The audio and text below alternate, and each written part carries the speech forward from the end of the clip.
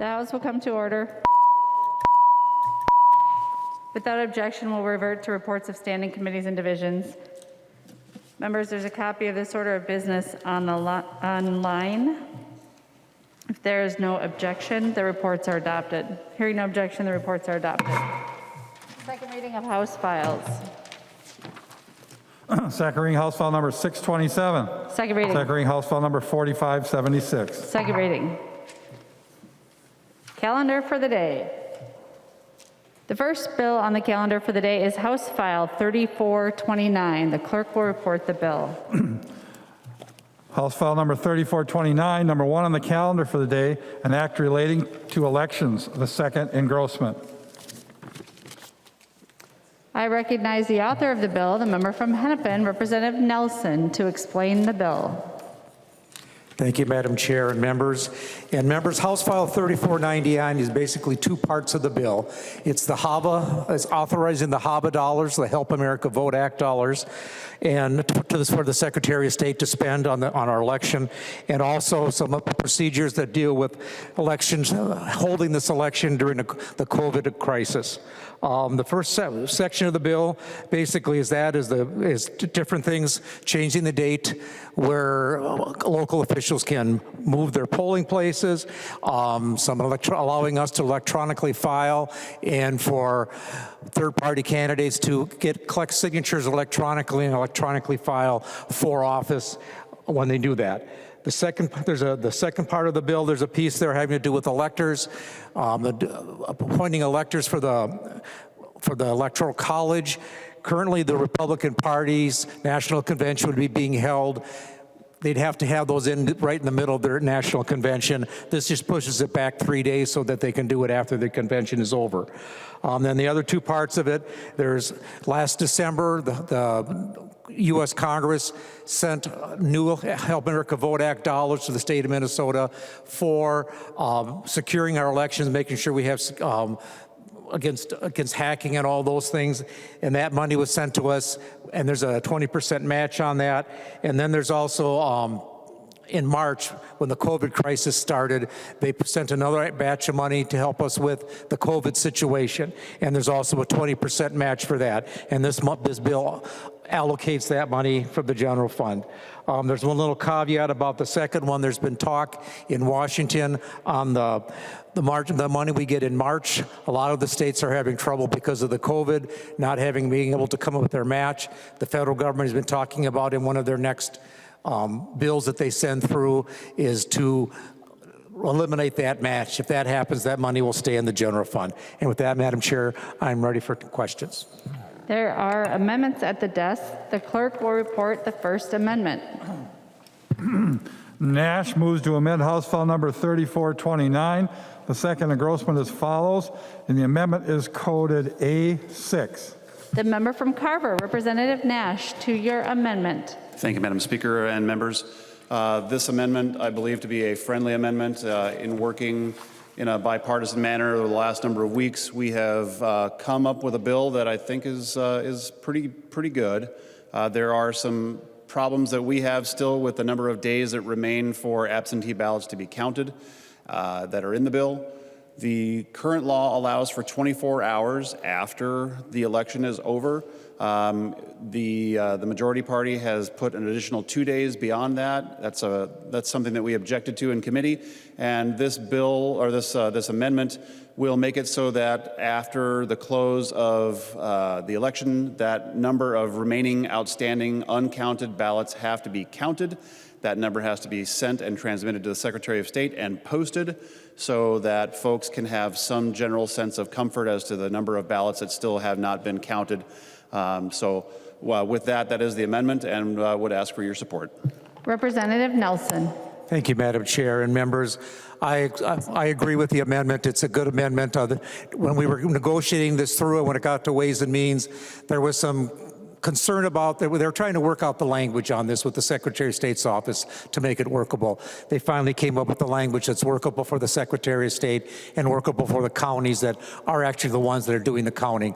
And they're the ones that requested the additional time before and after the election to count the mail-in ballots, not the mail-in ballots, but the absentee ballots they get in. They were concerned about that before the COVID crisis, and they wanted this extra time because they get the majority of their ballots in within the last couple of days of the election. And they're looking, the last election they had, there was a big rush on those. 25%, I believe, was the number that voted by absentee ballot, and they were looking for that number to get larger, and they were looking at possibly having problems getting all the votes counted within that 24-hour period after the elections. So this is a good bill. This is a good amendment, so I vote yes on the amendment. Any further discussion to the amendment? Seeing none, all those in favor, please say aye. Aye. Those opposed, please say no. The motion prevails. The amendment is adopted. There's another amendment at the desk. The clerk will report the amendment. Munson moves to amend House File Number 3429, the second engrossment as amended. The amendment is coded A8. The member from Blue Earth, Representative Munson, two-year amendment. Thank you, Madam Speaker and members. This amendment addresses a loophole in the candidate filing period. As you know, there's a 2-week filing window in which a candidate can run for state office. It starts about 2 weeks from now. And this loophole allows sitting members of the legislature who are going to retire to actually choose their successor by filing for office and then allowing at the last minute, last filing day, of their successor, their chosen successor, to walk into the elections office and register for office, and then the incumbent can then remove their name from the filing registration for the next 2 days, which is a period of time in which candidates can remove their name. Now, if you think back to the time when you ran for office, many of us who had predecessors of the same party, most people had to wait until that person retired. And if they did not announce their retirement in time, people were not aware that they were retiring to run for office. So this simply says if you're an incumbent, if you're a legislator, and you want to file for office for re-election, that your filing period is 3 days shorter. And that if you remove your name as an incumbent from the ballot, that there's a 1-day required period of time that's open to non-incumbents to file for office. We want to have free and fair elections, and we understand that there is a power of incumbency that comes with being in office for name recognition purposes, and so we don't want legislators choosing their successor. We want this elections to be open for anybody in the community to run and serve their office. Has this happened in the past? Yes. It's also happened with a judge who removed his name during the withdrawal period, leaving no one on the election. And so this would simply require that there be, if the incumbent removes their name, that there be a simple 1-day filing period that's open to non-incumbents. And if we close this loophole today, members, then it won't happen again. And it also won't cost us hundreds of thousands of dollars to run a special election if we have an empty spot on the ballot. So members, I ask for your support. Thank you. Representative Nelson. Thank you, Madam Chair and members. I oppose this amendment. Talking it over with the Secretary of State's office, there's some issues with this as far as legalities, different people having different filing dates, and it could be a legal issue that we could get sued. The other thing is with this, it hasn't gone through the election committee, and everything that's in this bill has, plus everything in this bill is that it's changing election law. It's temporary changes to accommodate the COVID crisis. There are no permanent things in here that go on. It's just basically getting the HAVA dollars and election changes that are affected by the COVID crisis to allow us to have a safe election this fall. This should go back to the election committee and get heard there, where it could have a full hearing and get worked out the kinks on it if it needs to be done. Further discussion? All those in favor of the amendment, please say aye. Aye. Those opposed, please say no. No. The motion does not prevail. The amendment is not adopted. Clerk will give the bill its third reading. Third reading, House File Number 3429, as amended. Third reading as amended. Discussion to the bill. Representative Nelson. Madam Chair, it's a good bill. Vote yes. The member from Hennepin, Representative Long. Thank you, Madam Speaker. I'm very glad that we're taking up this bipartisan elections bill today. I think it contains some really important pieces, in particular the additional days to be able to process. Afterwards, we saw that be a real issue in Wisconsin where folks would cast their ballots. A lot of folks wanted to participate as absentee voters, but it was really difficult for the local election administrators to process. So I think those are good things. But the bill is missing some really important pieces today that I think there is really broad support for in the public and from our election administrators, not least of which is having a vote-by-mail process for this election alone. We're in the middle of a pandemic. We know that our nonpartisan local election administrators who are the experts, who are the ones who are administering our elections day to day, support this for this election. They believe that that would enhance their safety. They believe that this would allow for more voters to participate in a safe way. And I believe that mail-in voting is not a partisan issue. When you look around the country, this is a process that's used in other states.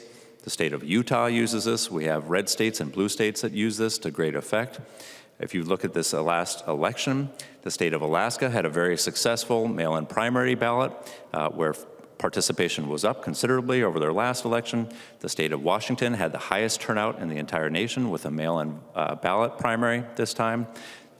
If you look at our state in particular, there was a poll just last week that showed that 63% of Minnesotans want to be able to vote by mail this election. They want a mailed-in ballot to go to all registered voters. Only 26% opposed. This is broadly supported, and I think we just have to look at Wisconsin across the border to see what happens when you try to push through an election during a pandemic. We saw people have to make the decision between whether to go to the polls and risk their own health or stay home and not be able to vote. And that's not a decision we want any Minnesotan to be able to make. The Wisconsin election already has 50 confirmed COVID cases that came as a result of that. So we here in Minnesota should look ahead, look down the road, understand that in the fall, there are predictions of having another COVID-19 resurgence, another wave. August is coming up very quickly. We are not too soon to be taking these actions, and we know that this was something that would really protect our elections. The other piece of this bill that I want to speak to that was left out is that I have a provision that would allow for a fix to our permanent absentee voter system. Right now, you can sign up to be a permanent absentee voter.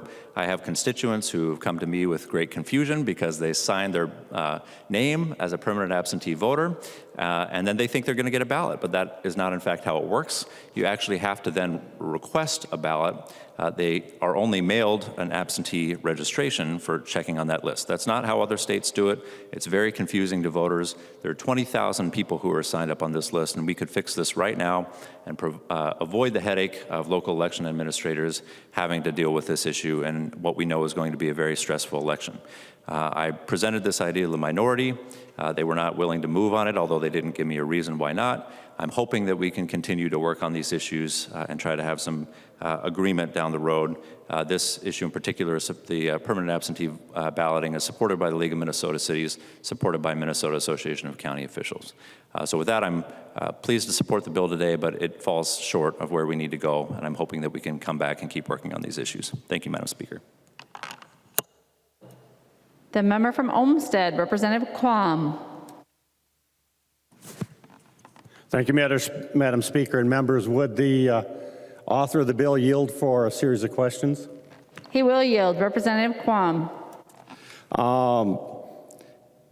It might be good for the people, the citizens, to understand the current system.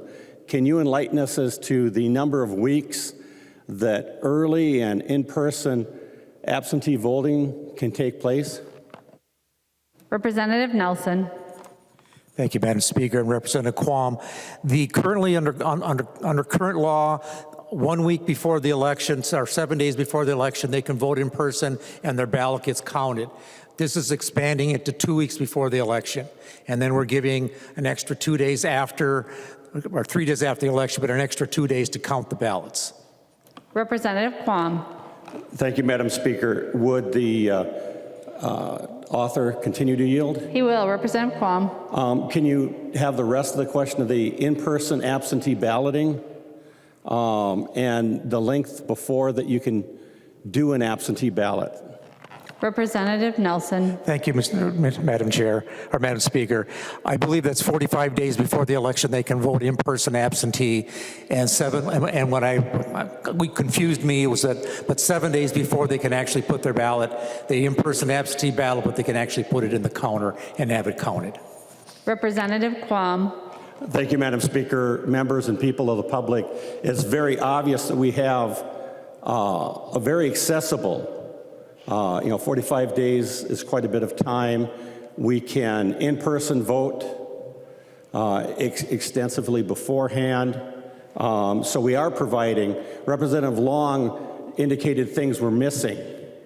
And I agree that things were missing. And if the author would yield to some more questions. He will yield. Representative Quam. Thank you. Can you enlighten us into how many states were exempted from HAVA's requirement for provisional ballots? Representative Nelson. Thank you, Madam Speaker. And Representative Quam, I believe it's 3, and we're one of 3 states that do not have provisional balloting, and that's because we have same-day registration at the polling place. So therefore, if there was a mistake or slip up and the person's name didn't get put on the voters register, that they could register right then and still cast a vote that day. We're one of 3 states that allow that, again, because we have in-person registration on the day of election. Representative Quam. Thank you, Madam Speaker. Well, actually, there are states with same day that had provisional ballot provisions. What the HAVA Act with provisional ballots did was guarantee no one was denied a ballot.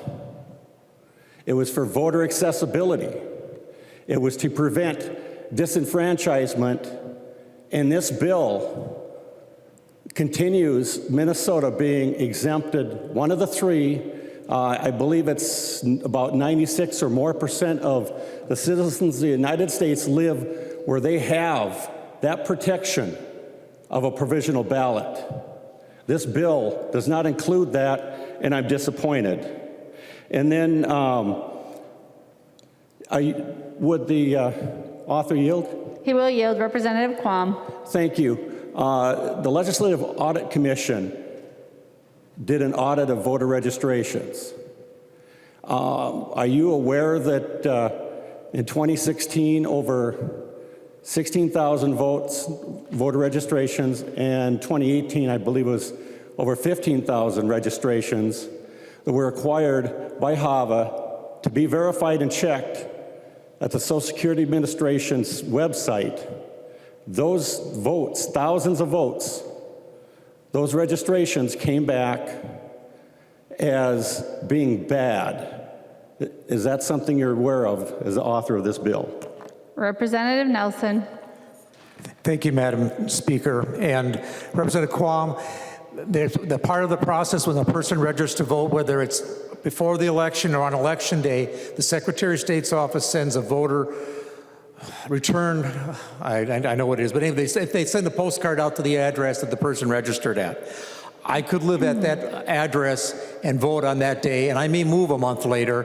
It takes about 45 or so days for them to get that registration postcard back. That's a non-returnable postcard. So if that person no longer lives there, it would go back to the Secretary of State's office. And the Secretary of State is required to turn over that information to the county attorneys, and they investigate to make sure that people didn't vote fraudulently. And we've not had many cases of those in the state. Representative Quam. Thank you, Madam Speaker. Well, I'd like to enlighten the author of this bill. The Legislative Audit Commission went through and audited registrations. Now, you referenced a more general verification of registrations. This is a subset of those registrations. They're actually checked with the Social Security Administration for being valid and came back. So this is a subset of over 15,000 one time, 16,000 another time that came back as bad, and that's a subset of the total registrations that were verified by postcards. Now, when they went to committee and testified about this and they were asked, the auditor didn't know. What were the determinations on those thousands of registrations that were deemed bad by the verification of the federal government? And they went through and said, you know, we need to do another audit. They did a sampling audit. And in the meantime, I asked the Secretary of State, sent a letter and said, hey, what are the results of verification on these thousands and thousands of bad registrations? The reply I got was, that's not our jurisdiction. That should be verified by the counties. So I then went and contacted over a dozen counties across the state, and the reply I received varied from, oh, we don't have access, to we can't check that. So we've got thousands of bad registrations that aren't being verified, which would be fine if the counties said, okay, it's listed as, you know, a challenge, there's an issue with the registration, but there are rules that Secretary of State's office adopted that said, you know, they basically can ignore that. Counties are saying, oh, you're listed here as there's a problem. We'll ignore that. We'll just same-day register and let you vote. We'll worry about it later. And there's no verification, check, and balance. Would the author yield to another question? He will yield. Representative Quam. Thank you, Madam Speaker. You probably recall, about 3-4 years ago, there was one of our longest-serving members was in a primary, and there were hundreds of voters registered at a P.O. Box store. Can you enlighten us as to the results of the verification on that? Representative Nelson. Madam Speaker and members, I can't, I don't have those figures at the tip of my tongue or here with me. Madam Speaker and members, this bill is, what Representative Quam is talking about is a lot of election issues that need to go through the election committee and come out through a bipartisan election bill. This bill here is designed to, changes that are needed in the light of the COVID pandemic so that we could hold fair elections and safe elections this fall. It is not permanent election changes. The stuff that from the Munson Amendment and the stuff that Representative Quam is talking about are permanent things that need to be worked out through the election committee. And right now, we're dealing with issues that have come up that we need to deal with so that we can have an election this fall and our voters can feel safe in the state of Minnesota. Representative Quam. Thank you, and thank you, Madam Speaker. Well, I was moved by the call by Representative Long that there are important things missing. And I remember many statewide races decided by hundreds of votes, hundreds. I remember there being a recount where I think it was 300 and some votes. And during that recount, we found, was it 217 or 19 that were found in a trunk? There were a lot of different things that happened. And what this bill is missing is, yes, we need to do some things this election cycle. But when we do that, we need to make sure that we maintain the integrity of our election system. And there are things that we can do and should do anytime we adjust our election process, is to try and guarantee that we'll have the checks and balances, that these additional days we have open public observation when they do the absentee ballot counting, that we maintain the 2 election judges at each of the processes that we already have as we expand them to additional days. There are certain checks and balances, and that we need, and it is our duty to ensure the integrity of our elections. And every time we do an election bill, we could stop and say, hey, what can we do better? What can we make more visible, more transparent, and ensure our citizens believe in the system and the integrity? And I agree with Representative Long that things are missing. I just have a different list. And as come out in the discussion, this list has been around for years, many years. Thank you, Madam Speaker. The member from Hennepin, Representative Bonner. Thank you, Madam Speaker. Thank you, members.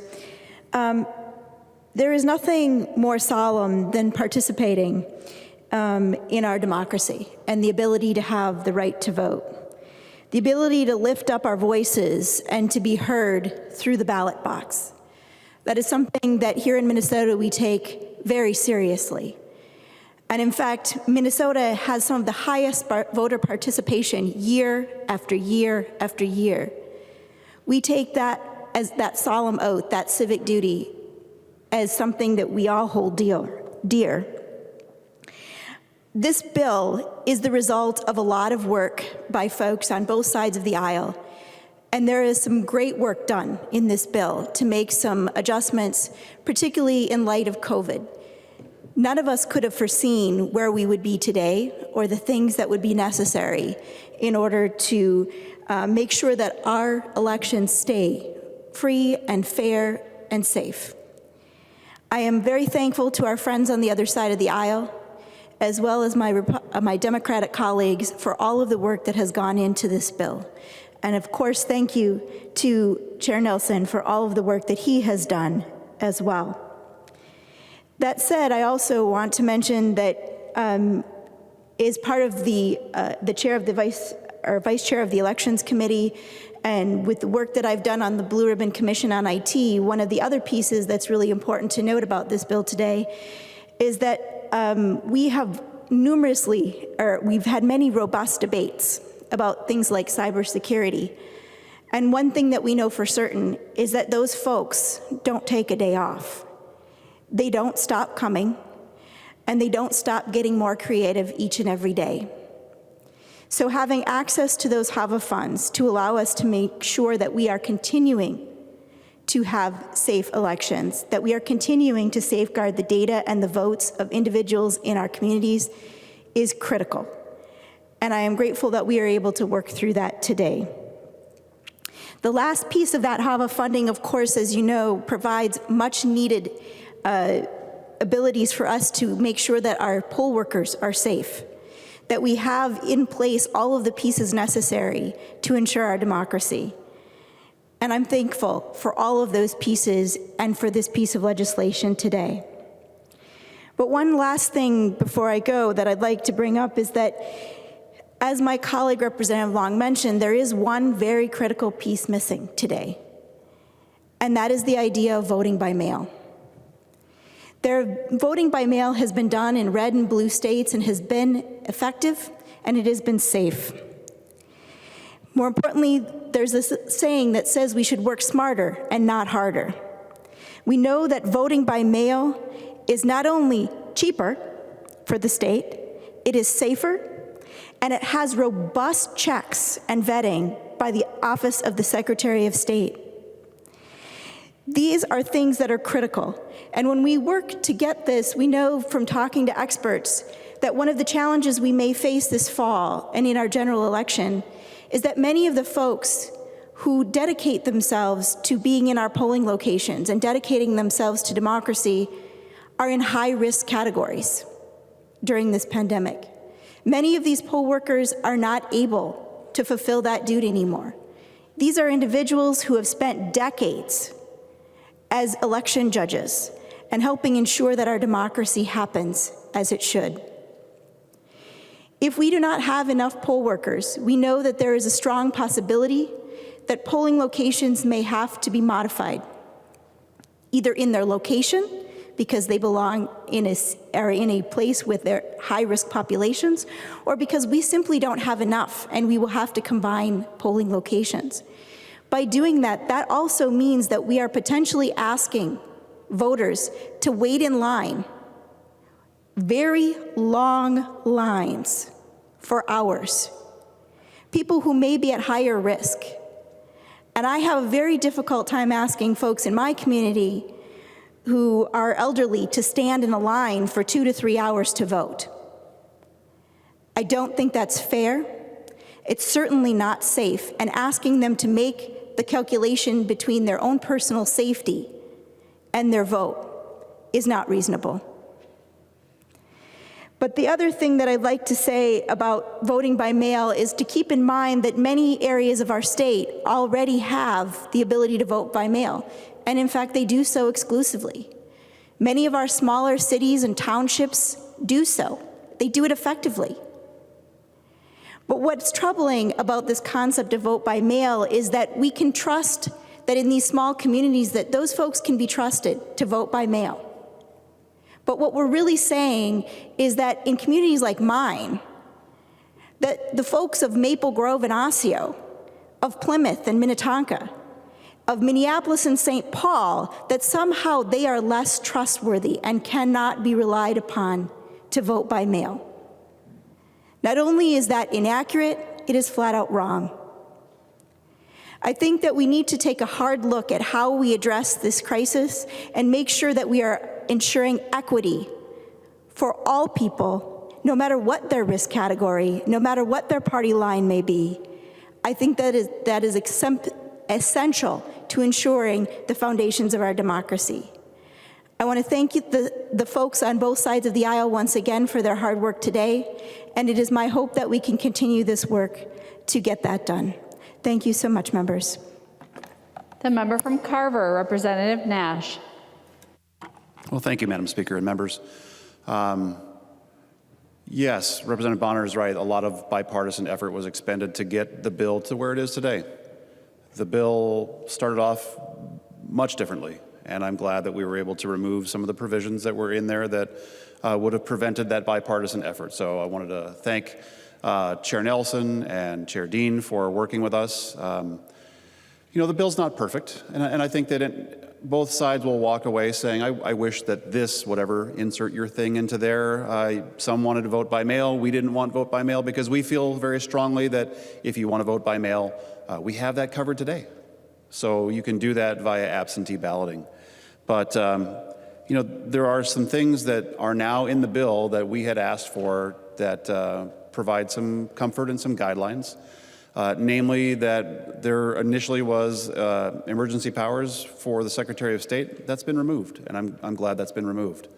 There is in the bill now some expression of what HAVA funds can be used for, and I think that's fantastic because the federal law that was signed in HAVA 2 and the CARES Act have very strict definitions about what that money can be used for, and we're just making sure that that is complied. I also want to point out that this language is permissive language, that the only thing that would happen, that must happen, is the likely changing of polling places. If this COVID-19 thing goes away, and I pray it does, we can go back to our normal way of doing an election. And I know that all of us that negotiated this bill and working with each other really hope that that does happen. But again, this is a permissive language bill. If this all goes away, it's going to revert back to the normal way that we do our daily, or our business when we do elections. But again, I recognize that some people on both sides of the aisle are going to not like things in the bill, wishing that there was something that was in the bill. We wish that there were 0 days after the already permissible 1 day after the election for counting of absentee ballots. But compare this to last year, and we have come a long, long way towards the good side of things. Representative Dean's laughing there. Thank you, Representative Dean. Again, it's not perfect, we don't like things, you don't like things, but I think what I have heard over the course of the last number of weeks from people across Minnesota is thank you for finding a bipartisan approach to making this election something that will work, because a lot of the money that's in there from the HAVA can be used for things like disposable pens, sneeze guards like you see at the grocery stores, if this is still going on, that can be used to protect poll workers. It can be used to buy things for e-poll books. It can be used for a great number of things. And that should provide Minnesotans a lot of comfort on how they go about casting their vote. And interestingly, I asked the Secretary of State in committee, and I asked both the chairs of the respective committees that this has gone through, could people in the state of Minnesota file for an absentee ballot and get it if they want? And there was no restriction. There was no say, oh, we can only allow X number of people. So for those that think that that's not the case, you can order and get an absentee ballot anytime you want. So I'm glad that we were able to work through this bill calmly. There were times where the tension was pretty high, and I appreciate that this bill was brought forward and negotiated in a bipartisan manner, and I think that you'll see that there is a great deal of support for this. It's going to go over to the Senate, and I think that there will be some things that are further negotiated. And I think that after we're all done, we will find that the people of Minnesota will support this bill and support our efforts. So thank you very much, and thank you, Madam Speaker.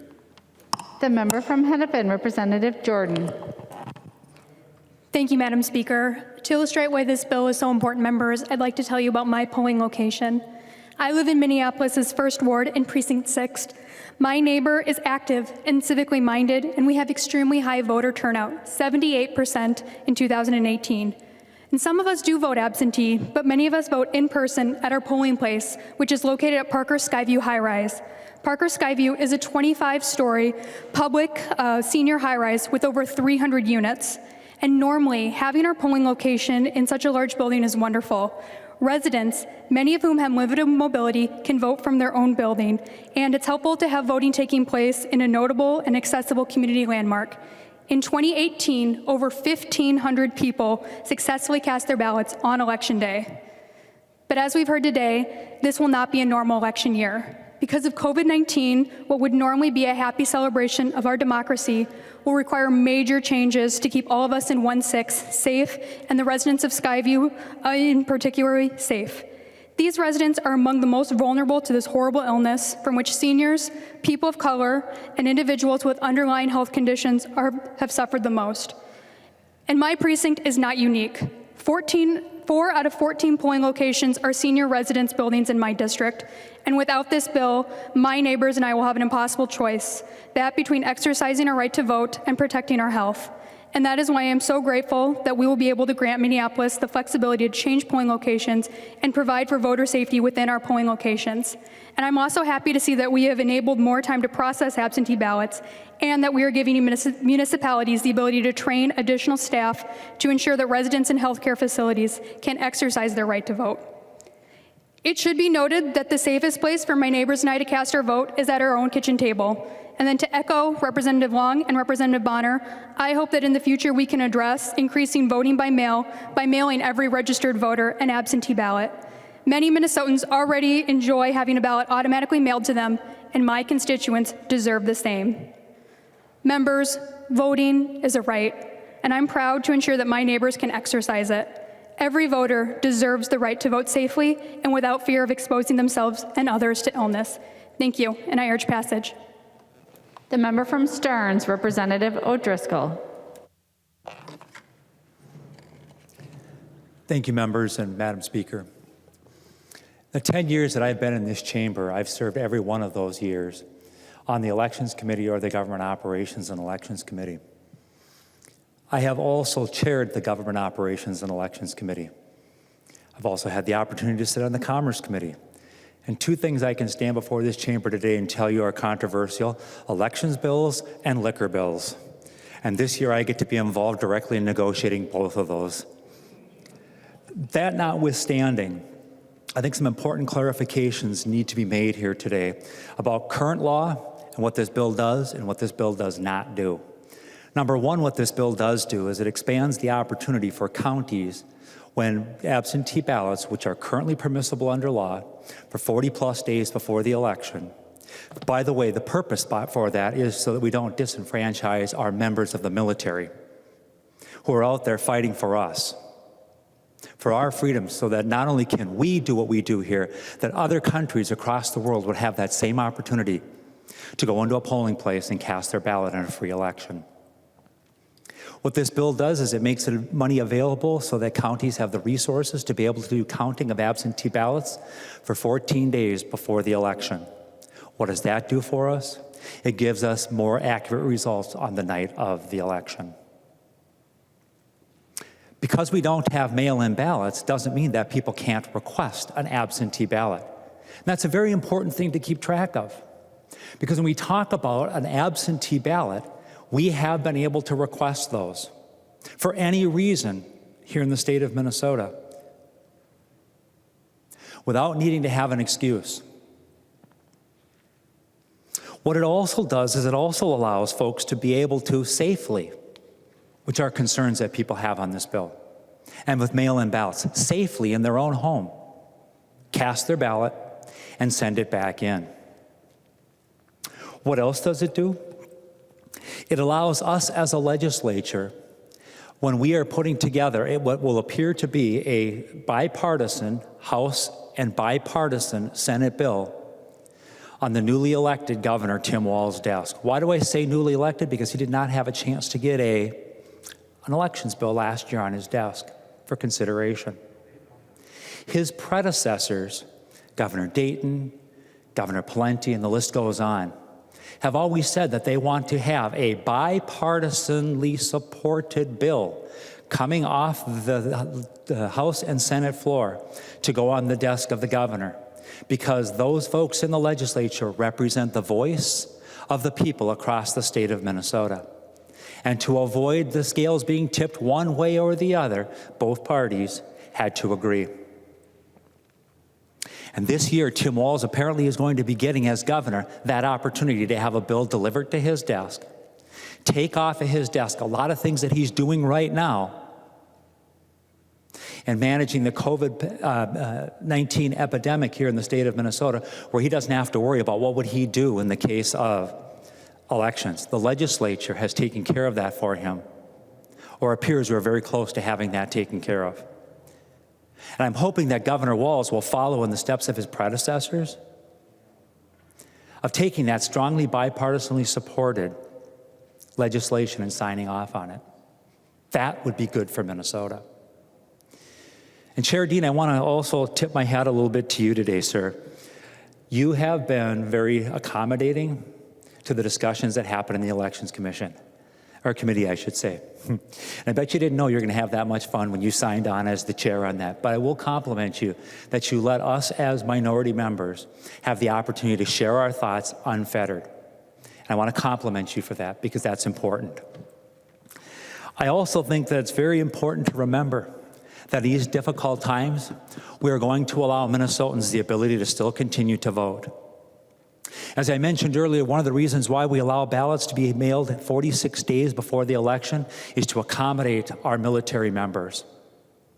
And what I want to let you know, folks, is when we talk about accommodating those military members, when the Taliban and our problems in the Middle East and the folks were starting to be able to have free elections, they didn't have to dodge a virus. They had to dodge bullets that were flying at them to go in and to vote to a free election, to elect their leadership for their country. They also had to dip their finger in ink so anyone and everyone knew who they were. And dare I say that if a bullet didn't catch them going in and out of the polling place, one could identify them. This is not a perfect bill. This is not a perfect world. But we are working with what we are dealt. Members, I strongly encourage a green vote today. Thank you, Madam Speaker. A member from Hennepin, Representative Dean. Thank you, Madam Speaker and members. thank you to all of you who have spoken previous to me. You brought up a lot of the issues that I think have been something that we've been toiling over. You know, we know that we're in pretty unusual times. And I don't think any of us sitting in this chamber or on the session in the phone knew where we were going to be today 4 months ago when we started session. We are in some usual times, and you know, here we are. I think the past several weeks, we at the legislative efforts have focused a lot on the issues related to the pandemic, whether it's making sure that our medical care is funded, whether we're addressing some of the economic hardships that have come and other type of hardships in responding to the immediate needs of Minnesotans.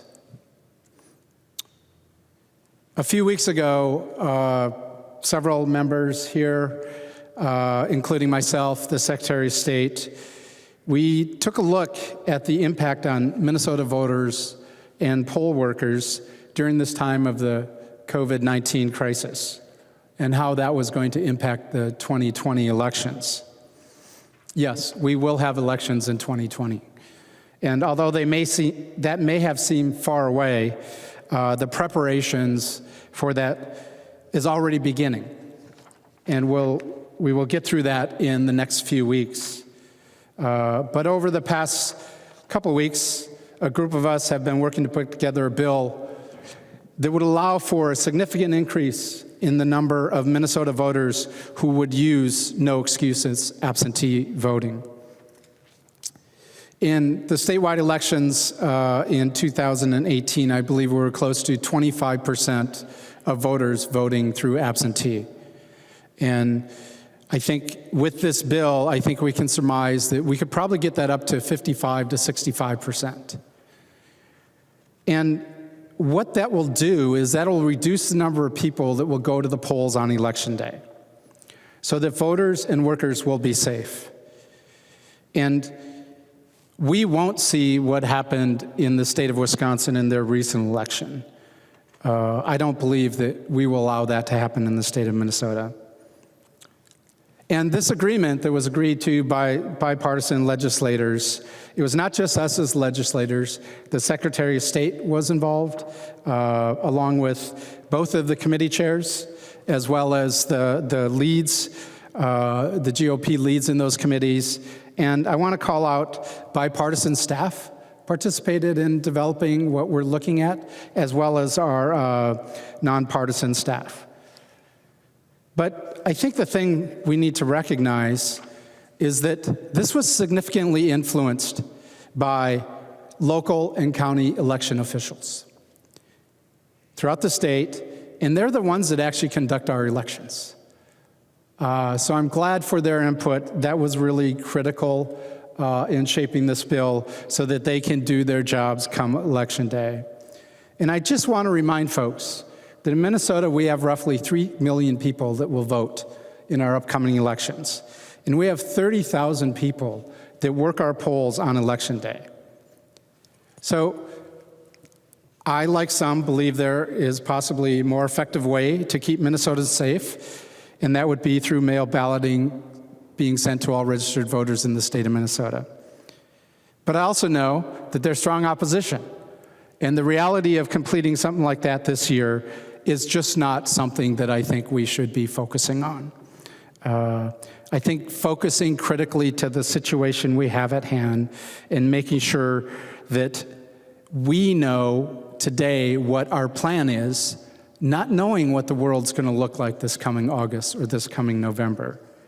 So what we have in front of us is a bipartisan bill that is agreed upon by both caucuses, and that will apply to the 2020 elections. And who knew that Representative Nash and I would be in agreement on such an important bill for the upcoming elections? I don't think many people saw that coming, and if you witnessed the Elections Committee through most of last year's session, you should be a little bit shocked But I want to thank Representative Nash for your work in putting this together. It's been a real pleasure to work with you. I want to thank the Secretary of State, who has been involved with us in making recommendations. And I'm not going to say he's led the conversations, but he's definitely been part of them, and that's been critical for what we have before us. And as outlined by Chair Nelson, the bill does a few critical things. It puts in place the authority and flexibility for our local elected officials to implement changes when we conduct our upcoming elections. The significant portion of this bill, I believe, will authorize the Secretary of State to use the Help America Vote Act's federal monies that have been allocated to Minnesota. And much of that third wave of HAVA funding can be used for training, preparation of increase of absentee ballots that will be cast, possible new polling places, sanitation of polling places, and a few other things. To conclude, Minnesotans should be proud of the bipartisan work that has been done to assure that voters will not need to make a choice between participating in our democracy in the most fundamental way and their personal health. So again, thank everybody for the work. Thank you, Madam Speaker and members, and I request that you vote yes on House File 3429. The member from Scott, Representative Albright. Thank you, Madam Speaker, and members. Chair Nelson, Chair Dean, thank you for the opportunity to work side by side with you on this bill. I want to also provide thanks to Secretary of State Simon for his efforts in encouraging us along the way. This bill that you have before us today did not come easily. And I can honestly say that without the tenacity of the people I've mentioned, as well as Chair Winkler, as well as with Representative Nash, Representative Quam, and others, we wouldn't be here today. As has been said, this is by no means a perfect bill. But when has there ever been a perfect elections bill anyway? What you have before us is a bill that does provide for an opportunity to show the state of Minnesota a strong bipartisan effort on the part of the members in this chamber. I will call to our attention the basic tenets of what I believe a good elections bill provides. Local control. We didn't go looking for COVID-19. It came and found us. And providing local control of polling places, on the means to move those in a timely fashion, come what may over the coming weeks and months, I think is integral to their ability to provide for a number of these other tenets that I will describe. Voter safety. Again, COVID-19 provides us with a difficult set of circumstances that we have to overcome. I think we have accomplished a great many of those in the bill that we have before us today. Polling access goes hand in hand with voter safety. Making sure that the availability to cast a vote on that day, whether it be the primary or the general election, keeping yourself safe, and providing for an opportunity to let your voice be heard by the folks that represent you in the state of Minnesota and in Washington will be accomplished. And above all else, members, what we are charged with in bringing forward an elections bill is the integrity of the system. The trust that each Minnesotan places in us to make sure that not one more and not one fewer votes are cast is our obligation. That is our charge as a steward of our election certificate.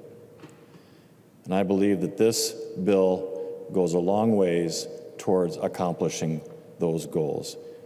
There is still work to be done. And I have every faith and confidence in the people that will make those efforts, that we will accomplish great things on behalf of the state of Minnesota in this upcoming election cycle.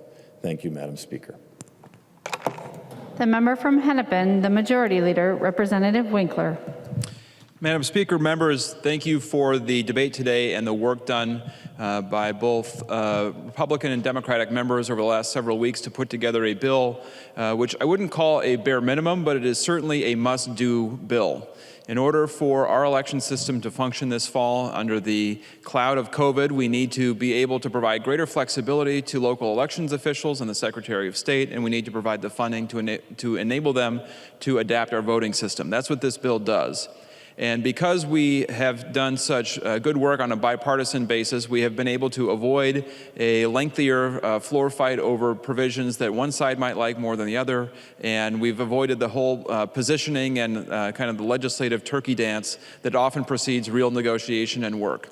And so, members, I hope that this bill is not just a good faith effort on the behalf of Democrats and Republicans in the Minnesota House, but this is the bill passed by the legislature.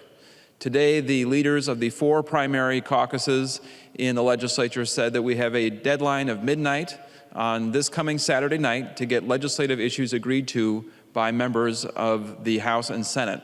And so we have a very short amount of time to get this bill wrapped up.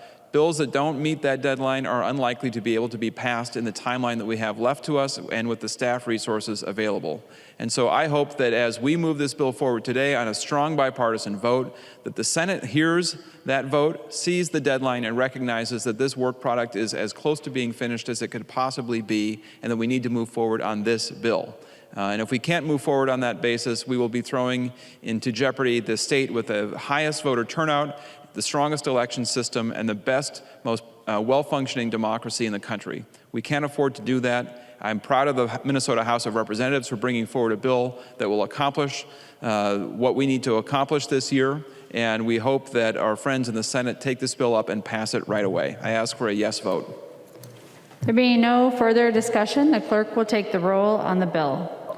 Reminder for members on the phone as we move to the voting, to please state your name and then your vote, aye or nay. Acom. Acom, aye. Acom, aye. Albright. Albright, aye. Anderson. Anderson, aye. Anderson, aye. Backer. Backer, aye. Backer, aye. Bonner. Bonner, aye. Barr. Barr, no. Baker. Baker votes aye. Baker, aye. Becker Finn. Becker Finn, aye. Becker Finn, aye. Bennett. Bennett, aye. Bernardi. Bernardi, aye. Bernardi, aye. Bierman. Bierman, aye. Bierman, aye. Bull. Bull. Brand. Brand, aye. Brand, aye. Cantrell. Cantrell, aye. Cantrell, aye. Carlson, A. Carlson, A, aye. Carlson, A, aye. Carlson, L. Carlson, L, aye. Carlson, L, aye. Christensen. Christensen, aye. Christensen, aye. Claflin. Aye. Claflin, aye. Considine. Considine, aye. Considine, aye. Daniels. Daniels, aye. Daniels, aye. Doubt. Doubt, aye. Davids. Davids, aye. Davnie. Davnie, aye. Dean. Dean, aye. Damath. Damath, aye. Detmer. Detmer, aye. Drazkowski. Greszkowski, no. Drazkowski, no. Eklund. Eklund, aye. Eklund, aye. Edelson. Edelson, aye. Edelson, aye. Elkins. Elkins, aye. Elkins, aye. Erickson. Erickson, aye. Fabian. Fabian, aye. Fisher. Fisher, aye. Fisher, aye. Franzen.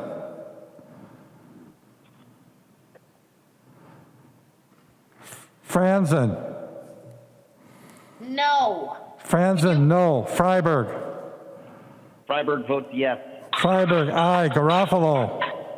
Garofalo, yes. Garofalo, aye. Gomez. Gomez, aye. Gomez, aye. Green. Green, aye. Green, aye. Grassel. Grossel, aye. Grassel, aye. Grunhagen. Gruenhagen, no. Grunhagen, no. Gunther. Gunther, aye. Gunther, aye. Haley. Haley, aye. Haley, aye. Halverson. Halverson, aye. Halverson, aye. Hamilton.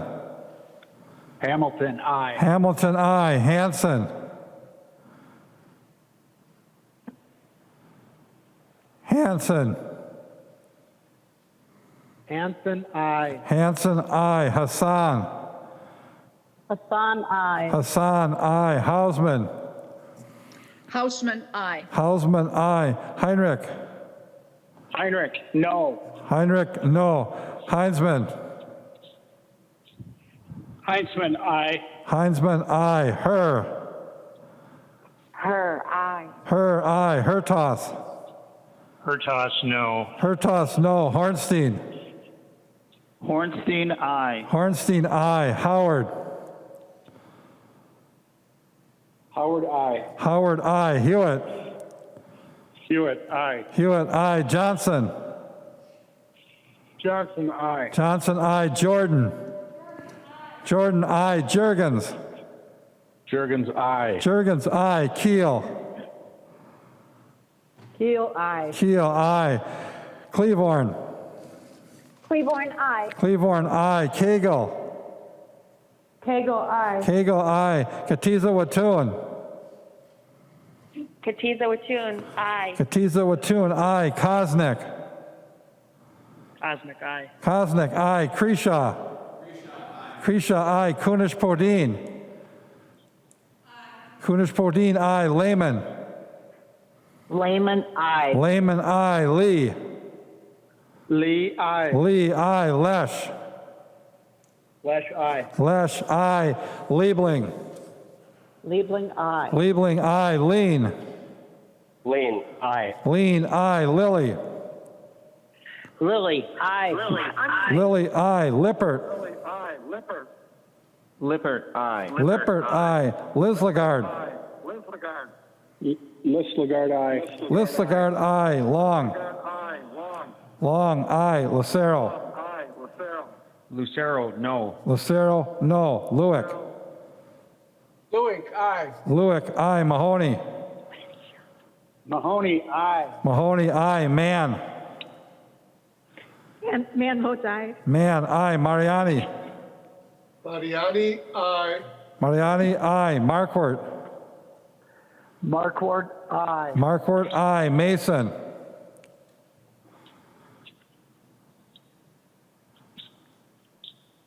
Mason. McDonald. McDonald, no. McDonald, no. Mecklin. Mecklin, no. Mecklin, no. Miller. Miller, aye. Miller, aye. Moeller. Moeller, aye. Moeller, aye. Moran.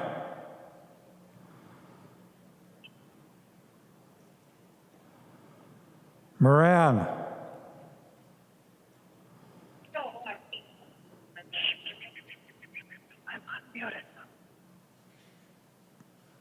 Morrison. Morrison, aye. Morrison, aye. Munson. Munson, no. Murphy. Murphy, aye. Murphy, aye. Nash. Nash, aye. Nelson M. Nelson M, aye. Nelson N. Nelson N, aye. Nelson N, aye. New. Excused. Nor. Nor, aye. Nor, aye. Nornis. Aye. Nornis, aye. Novotny. Novotny, no. Novotny, no. O'Driscoll. O'Driscoll, aye. Olson. Olson, I. Olson, I. O'Neill. O'Neill, I. O'Neill, I. Palowski. Pulowski, I. Palowski, I. Purcell. Purcell, I. Purcell, I. Petersburg. Petersburg, I. Petersburg, I. Pearson. Pearson, no. Pearson, no. Pinto. Pinto, I. Pinto, I. Poppy. Poppy, I. Poppy, I. Poston. Poston, I. Poston, I. Pryor. Pryor, I. Pryor, I. Quam. Quam, no. Richardson. Richardson, I. Richardson, I. Robbins. Robbins, I. Robbins, I. Runbeck. Runbeck, no. Runbeck, no. Sandell. Sandell, yes. Sandell, I. Sandsted. Samstead, I. Sandsted, I. Sauk. Sauk, I. Sauk, I. Schumacher. Schumacher, I. Schumacher, I. Schultz. Schultz, I. Schultz, I. Scott. Scott, I. Scott, I. Stevenson. Stevenson, I. Stevenson, I. Sundin. Sundin, I. Sundin, I. Swazinski. Swazinski, I. Swazinski, I. Tabke. Tadke, I. Tabke, I. Tice. Tice, I. Tice, I. Torkelson. Torkelson, I. Torkelson, I. Erdahl. Erdahl, I. Erdahl, I. Vang. Vang, I. Vang, I. Vogel. Vogel, I. Vogel, I. Wagenius. Wagenius, I. Wagenius, I. Wozlowick. Wozlowick, I. Wozlowick, I. West. West, I. West, I. Winkler. Winkler, I. Wogamot. Wogamot, I. Wogamot, I. Zhang J. Zhong J, I. Zhang J, I. Zhang T. Zhong T, I. Zhang T, I. Joachim. Joachim, I. Speaker Hartman. Speaker Hartman, I. Bo. Bo. Bo votes aye. Bo, I. Mason. Mason votes aye. Mason votes aye. Mason, I. Moran. Moran, aye. Moran, I.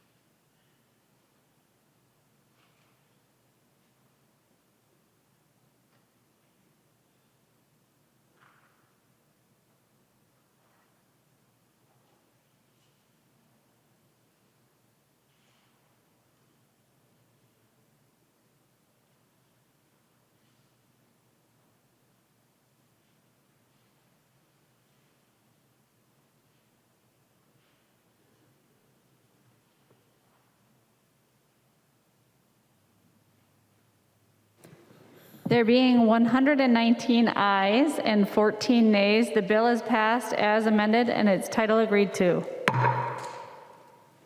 The next bill on the calendar for the day is House File 4415. The clerk will report the bill. House File number 4415, number 2 on the calendar for the day, an act relating to education, the third engrossment. I recognize the member from Hennepin, Representative Davnie, the author of the bill, to describe the bill. Thank you, Madam Speaker. Members, this bill is commonly known as the hourly worker bill. And it's that and more for Minnesota.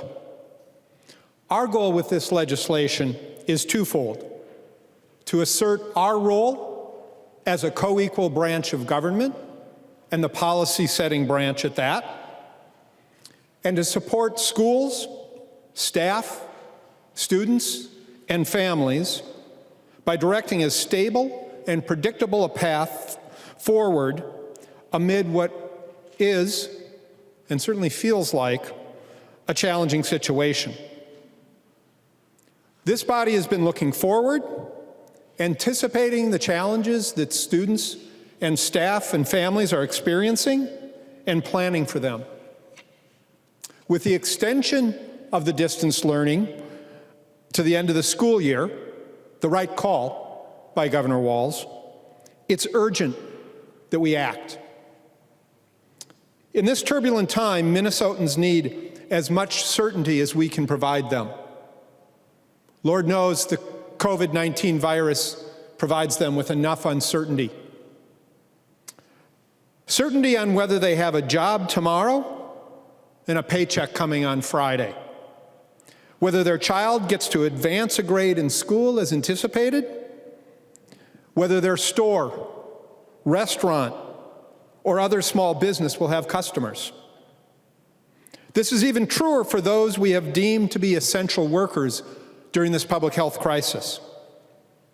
House File 4415 attempts to answer those questions for school staff, their families, and the communities they live in.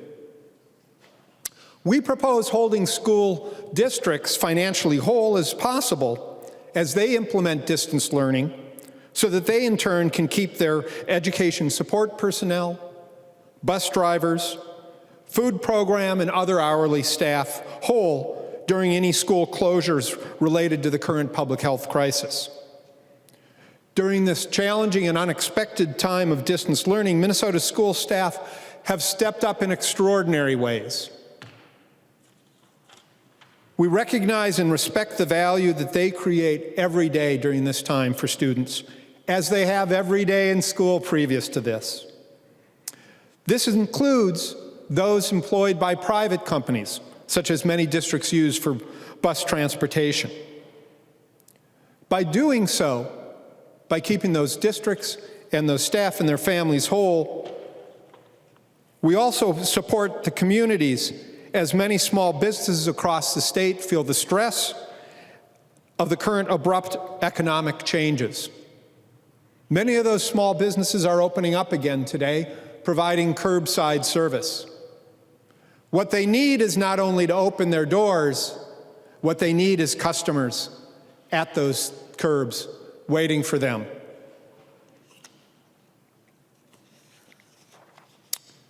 We support our districts, school staff, and communities by allowing for a set of school formula adjustments to limit any revenue losses for fiscal years 21, 22, and 20, 21, and 22 because of the school program changes required under the current conditions. These changes are all designed to be revenue neutral and assure school districts that they receive the revenues that they had budgeted for at the beginning of this school year. We provide in this bill flexibility for the regional libraries to use regional telecom aid to increase access to the internet, either through Wi-Fi that they provide or through devices. Access to the internet is a statewide need and a critical one as a priority for distance learning. This is just one initiative currently moving through this body to allow for internet access for students. We propose allowing school districts and schools expanded flexibility in transferring funds within their budgets. We propose that for students involved in distance learning, assuring that this year's high school seniors get to graduate and that younger students get to advance a grade as expected. This mirrors the national hold harmless approach so that students don't bear the sole responsibilities for the challenges of distance learning and technology. We direct the commissioner to waive the requirement for this year for MCA and state-required college prep testing that are in state law. And we propose protecting teachers, administrators, and student teachers moving forward on establishing or renewing their licenses so that they can greet students again next fall. We propose allowing student teachers to achieve licensure, even if their experience falls a little short of the required number of days. And we provide probationary teachers credit in advancing towards those continuing contract or tenure approaches.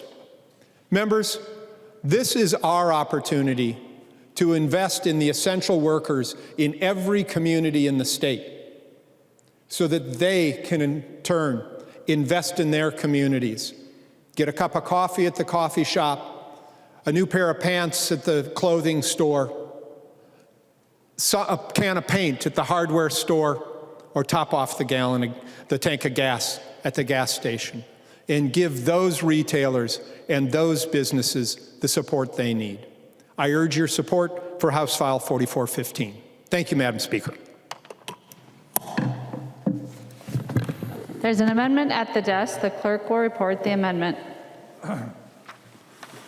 Kreshaw moves to amend House File number 4415, the third engrossment, as follows. The amendment is coded DE 13. The member from Morrison, Representative Kreshaw. Thank you, Madam Speaker and members. And 8 short weeks ago, one of the most common conversations we were having in committee was a workforce shortage. Every sector we were dealing with was looking at a workforce shortage. That no longer applies. As of yesterday, I heard the latest account of Minnesota unemployment is near 600,000, well over 20%. Members, no matter how hard we try, people are going to lose jobs, families are going to be upturned, communities are going to have to deal with the loss of revenue. And as I told the groups in committee, the school groups, the money is running out. No matter what we do, we are going to stare down a deficit, and we're going to stare down a situation where community schools are going to be scrambling to figure out how to make ends meet. That's not a fun conversation. It's not fun at all. Make no mistake about it. We would love, there isn't a single member in this body that would love to give 100% certainty to everybody in Minnesota and get us back down to the 3% unemployment rate and to say, you're going to be okay and you're not going to lose your job. I take 6 to 12 phone calls a day of people who have no idea what tomorrow is going to look like, who have no idea what the world's going to look like in July. Those are hard phone calls, and I'm sure I'm not the only one. I know I'm not the only one getting this. We, as policymakers, have to look at how we can put the best situation in place and trust the people that are closest to the problem, which is the school boards and the superintendents. House File 4415 has some great provisions in it, in fact, many of which we agree with and we've helped write. I think it was a great collaborative effort by both sides. However, there is some uncertainty in how we force the pay down to the school districts. One of the things that House File, or that the DE amendment does, is it offers in good faith to embrace the things we agree with in House File 4415 and also to find ways where we can allow the school districts to have conversations, hard conversations with their employees as it pertains to distance learning. The language in Article 1, many of the provisions in the bill I'm going to go through between the DE amendment are very similar to House File 4415. The main area of separation is on Article 1, dealing with how we handle employees, hourly employees. And it's not a separation of philosophy. From day one, when we first started to hear this happening, as we were huddled, and I was having conversations with colleagues in school districts, community members across the aisle, it seemed consistent. The schools should get the money that was budgeted to them. We should find a way to keep open and do our very best to get these kids through the school year for next year. And if you're working, you should get paid. I have yet to hear any school district where people are working and not getting paid. And in fact, if that's happening, that should go right to wage theft. But I don't believe the people that are calling me, the superintendents, the teachers, these are not people saying to me, we're not going to pay our employees. What they're saying is, how do I get to July 1st? How do I open this school up next year? How do I help these seniors get through one of the most monumental times of their life that has been stripped away and still come back in the fall and help the next classes? Those are the things that we're hearing. So when we looked at the bill, and as we went back and forth, one of the things that became abundantly clear in talking to Commissioner Myron Franz in Ways and Means, when we asked him, why are you, the governor and the commissioner, not putting more teeth and putting more restrictions on how to handle hourly employees? Why are you not forcing the hand of these school districts? His answer was this, and I thought it was the right answer. We don't know what the federal dollars are going to do yet. Therefore, we can't push this too far down in the school districts. So when we look at that, I started to wonder, what flexibility are we talking about? What are we really saying? Because the reality is, we heard in committee, in fact, Commissioner Rickards said, and nonpartisan staff said, 4415 cannot prevent layoffs. If a school district has to go to a layoff, you cannot prevent it. That's hard. As much as we would like to take that possibility away, as much as I would love to say to every single hardworking school district employee, you have a job, you can't. Not because we don't want to, but because the economic shutdown that we're sitting at right now is siphoning money out of the tills of our budget so fast that we're not going to be able to keep up. And so, as I was thinking about this and worrying about this bill, trying to figure out how do we make sure school districts get their money, that we pay people for the work they're doing, and that we hold them harmless and hold them whole, how do we do that with the superintendents and the school boards having the necessary conversation with their employees? And lo and behold, I'm in Walmart and I bump into one of the superintendents in my district. And I said, how's it going? He said, it's hard. I said, it's really hard. I said, well, tell me what's going on. Tell me how we can help. He said, I need flexibility. I said, well, what does that mean? He said, I have a couple school districts, small school district, by the way. This is a school district where the superintendent drives a school bus because of how tight things are. He said, I have an hourly employee who has an elderly parent that this person is taking care of. And he said, I need the flexibility to bank those hours so they can take care of their employee, and I don't have to force them into a situation where I pay all their time right now or I lay them off.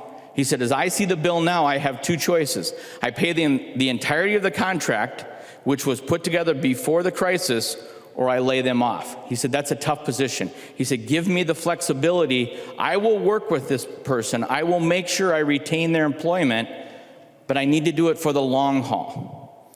So I took a step back and we started to talk about this. And what we came to was, frankly, the governor's language and MDE's guidance was pretty good on this. The language suggests that we allow the school districts to have these conversations, but that you find things for them to do. You give them the opportunity to work. You find a way to keep the schools going. And they are. They responded amazingly. You've heard the stories. They're putting meals together. They're delivering meals to kids all over. The distance learning they're doing, they're reaching out to kids. I can tell you as the parent of a daughter who's a senior, another daughter who's a 9th grader, and another daughter who's a 7th grader, that these teachers, these paraprofessionals, these custodians, these cooks have gone above and beyond, and they're being paid for it. I've not heard one instance where I have not received one phone call where they said, I'm being asked to do all this by the school district and not receiving compensation. In fact, what they're saying is, we're just trying to make sure these kids get through the school year without the adverse effects that we know are going to happen emotionally and physically. So we offer the DE amendment, not to offer a partisan, hey, we're going this way. We looked hard at what Commissioner Rickards had put together, and we looked at what the governor, and we decided if the commissioner and the governor can agree on that language, it's the right language, it seems to give support to the schools, Why not offer that up and codify that in session law and give the certainty of those words to law? So that's what we're doing. So that's what the DE amendment does. I'm going to run through a couple more things. Article 1, the school closures. Again, we take the Governor Walz's policy and MDE guidance, we put that into law for the session.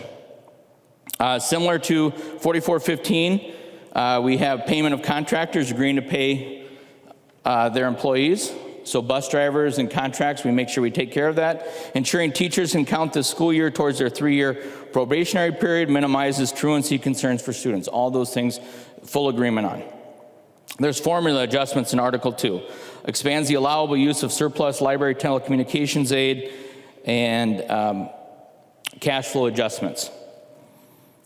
We have a couple of differences in Article 2. Rather than paying out the remaining state aid for school meal reimbursements based on the number of meals served by the summer food program, this intends to pay each school based on what they should have gotten, not by how many meals. What we certainly don't want to do is set up a scenario where schools are inflating their meals or preparing meals just to get aid. Let's just give them the money that they otherwise would have gotten and not have to worry about the meal count. Let's get that correct. We do the fund transfer flexibility. It's a bit more flexible than the 4415 in that we allow the schools to go ahead and move those dollars. I think there's a good provision in 4415, which has accountability to MDE. We actually remove that because, again, having the accountability and the flexibility to school districts.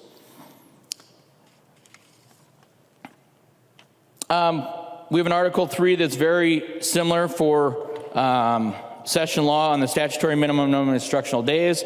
And then Article 4, we allow the use of e-learning days. In fact, we even extend it next year that there can be more if there's another infectious outbreak. We too are looking forward. We have no idea what next year is going to bring. And we require in this DE the Commissioner of Education to evaluate online learning options if they have to repeat distance learning.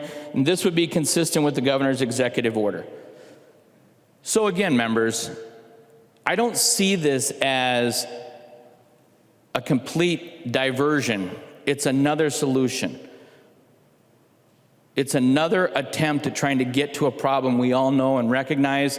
We like our language, we think we like the governor's language, we like MDE's, and if you vote for this, you're voting for many of the same provisions in 4415, but you're also voting for the guidance that's come from the commissioner and come from the governor. And we think that's the right approach right now until we have further information. And so with that, members, this is the DE, and I would urge your support. And Madam Chair, I would ask for a roll call so I don't forget. Representative Krisha requests a roll call. Seeing 15 hands, there will be a roll call. Representative Erickson. Thank you, Madam Speaker, and thank you, Representative Krisha, for your excellent explanation of our DE 13 amendment. Because, members, what our amendment is doing here, the one created in part with our colleagues on the other side of the aisle and with some original ideas from us, is it provides more relevance for the last 14 days that many of our children have left in school, and that means staff as well. Because in small schools in rural Minnesota, and maybe even some larger, the 22nd of May is the end of the school year. So we don't have much time. So this DE amendment really provides more transparency. It is more honest with school employees about, yes, what came in the guidance from MDE and the governor's executive order. But more than that, it provides that flexibility that you heard Representative Krisha mention that many districts have been looking for, and we don't want deficit spending to occur.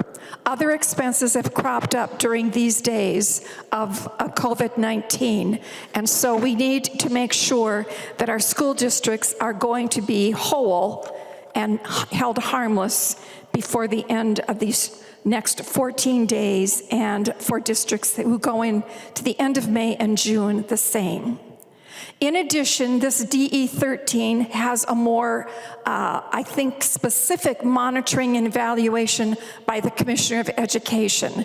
We have this in our section, in our Article 3 and in Section 3, because we really believe that this is a time when the commissioner needs to collect information from districts and charters so that we know if we have this experience again, or if we become a state of blended learning, that we have learned from this experiment, as I call it, in distance learning, that our children have been given the chance to master our state academic standards and to earn the credit that is well deserved.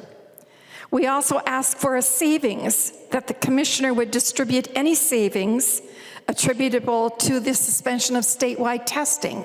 As you know, the MCAs were not given, and there will be a savings, or there should be, based on that cost to Pearson, and so we want that to be distributed statewide.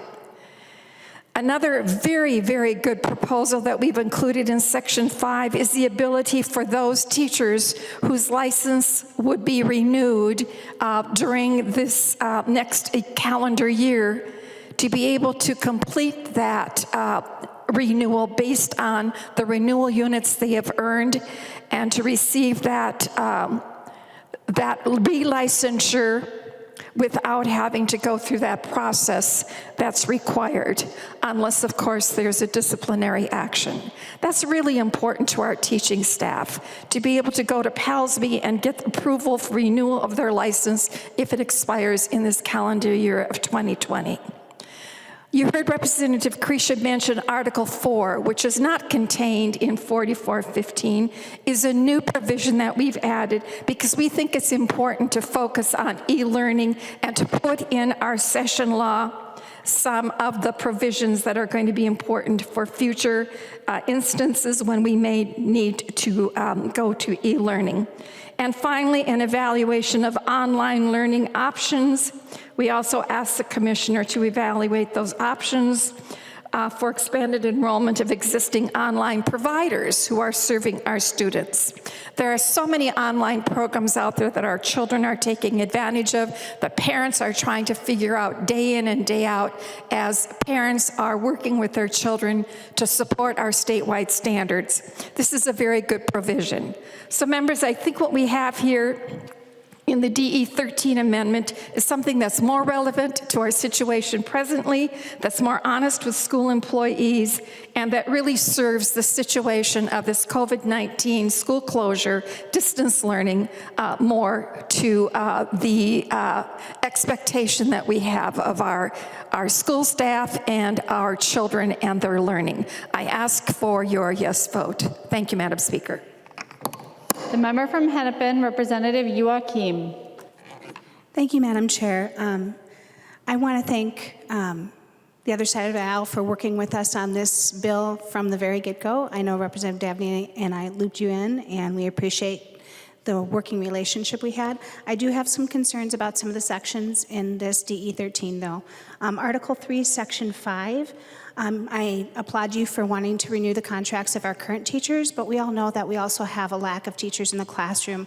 Districts are still trying to find teachers, specifically teachers of color, and this provision does not include something we have included in House File 4415, and that is the waiver for the first 6 months of the MTLE exam.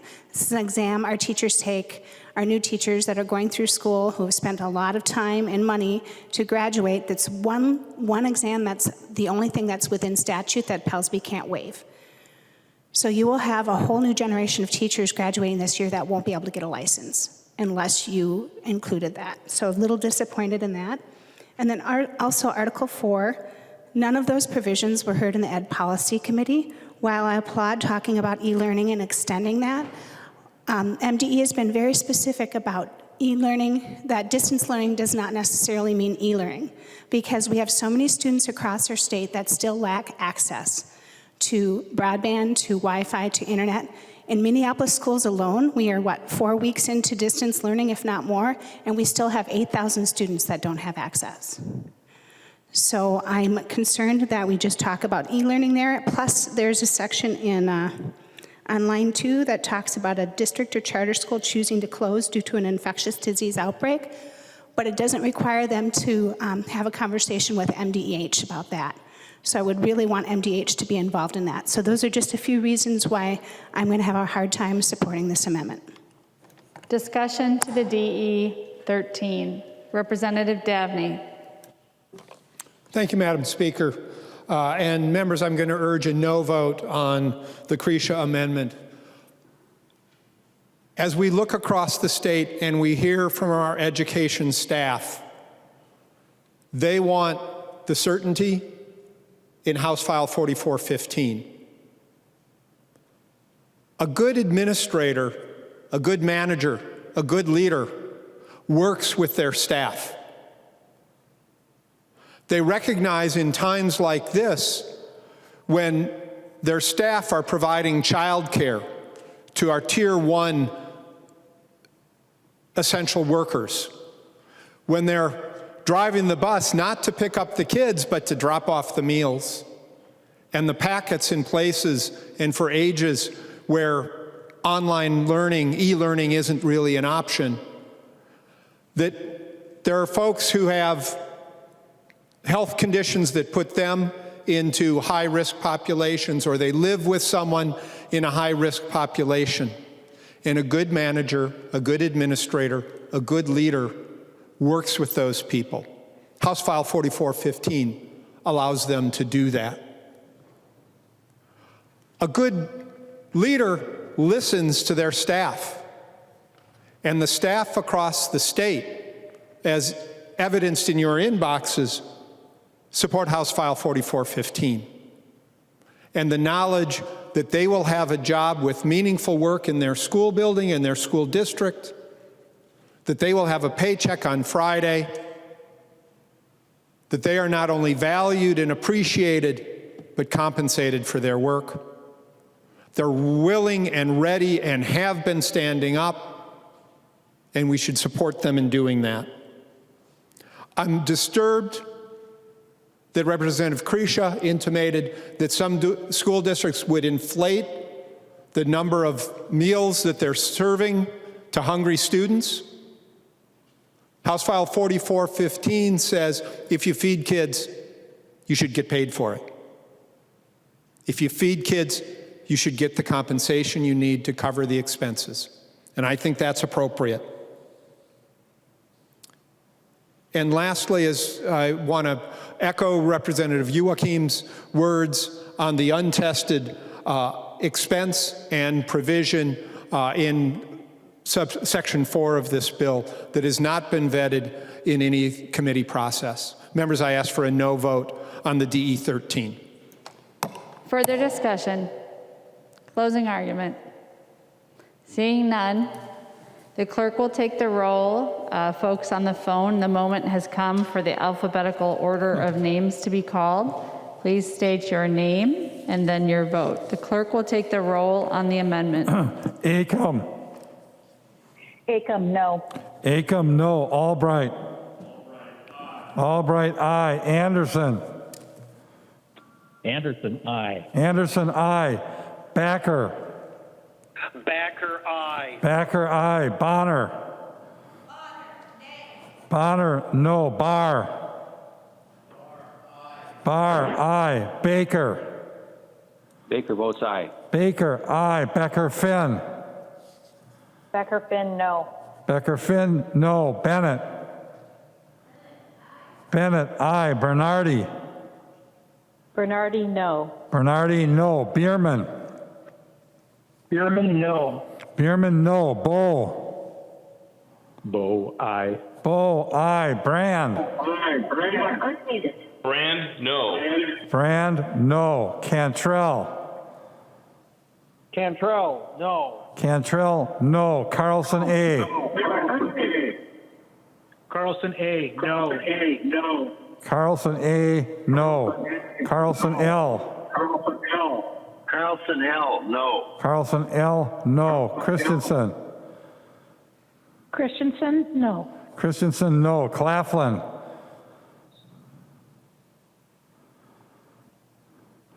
Claflin. Claflin, no. Claflin, no. Considine. Considine, no. Considine, no. Daniels.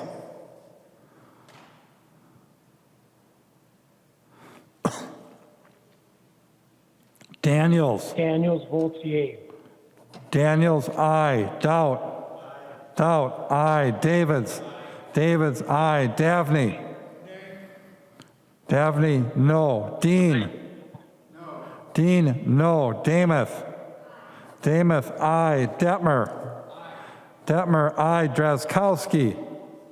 Drazkowski, aye. Drazkowski, aye. Eklund.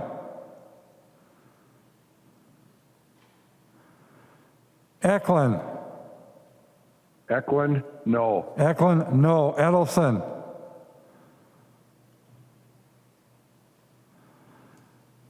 Edelson.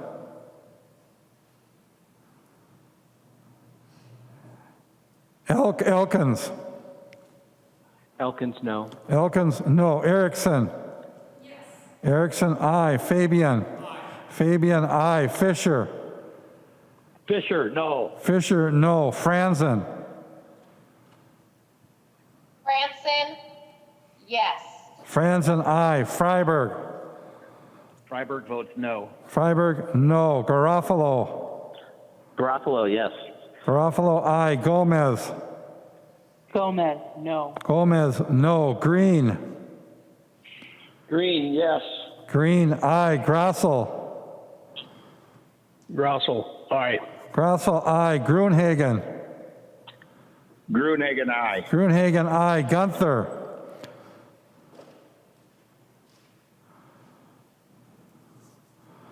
Gunther.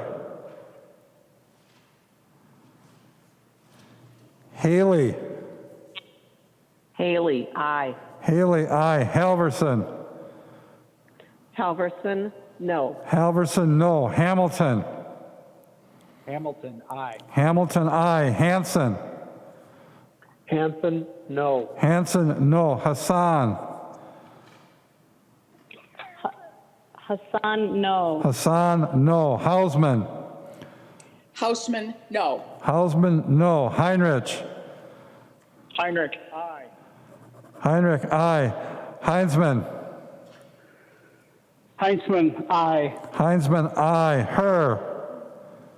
Her, no. Her, no. Hertos. Hertos, aye. Hertos, aye. Hornstein. Hornstein, no. Hornstein, no. Howard. Howard, no. Howard, no. Hewitt. Hewitt, no. Hewitt, no. Johnson. Johnson, aye. Johnson, aye. Jordan. Jordan, no. Jurgens. Jurgens, aye. Jurgens, aye. Keel. Keel, aye. Keel, aye. Cleavorn. Cleaborn, no. Cleavorn, no. Cagle. Cagle, no. Cagle, no. Katiza Watun.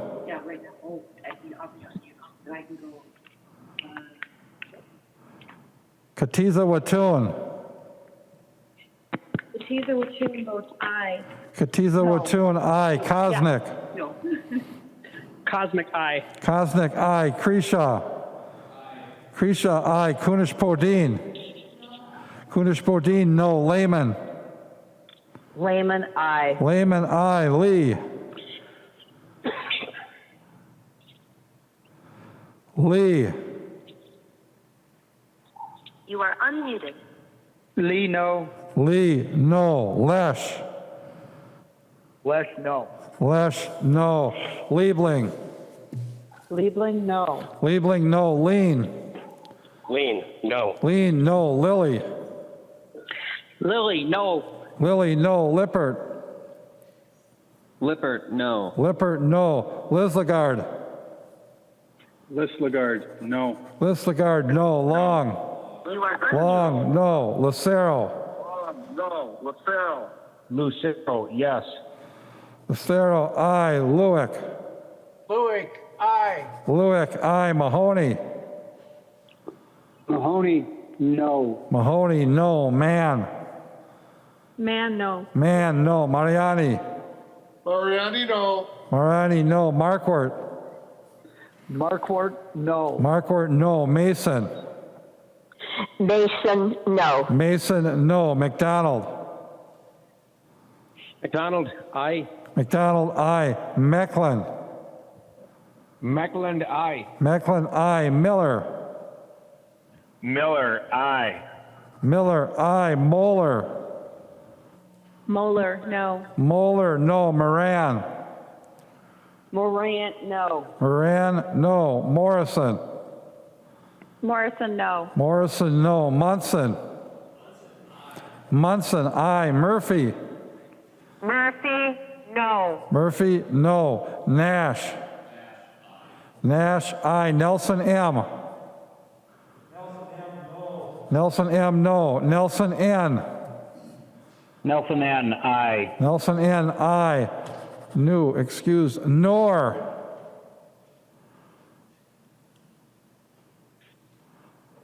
Nor.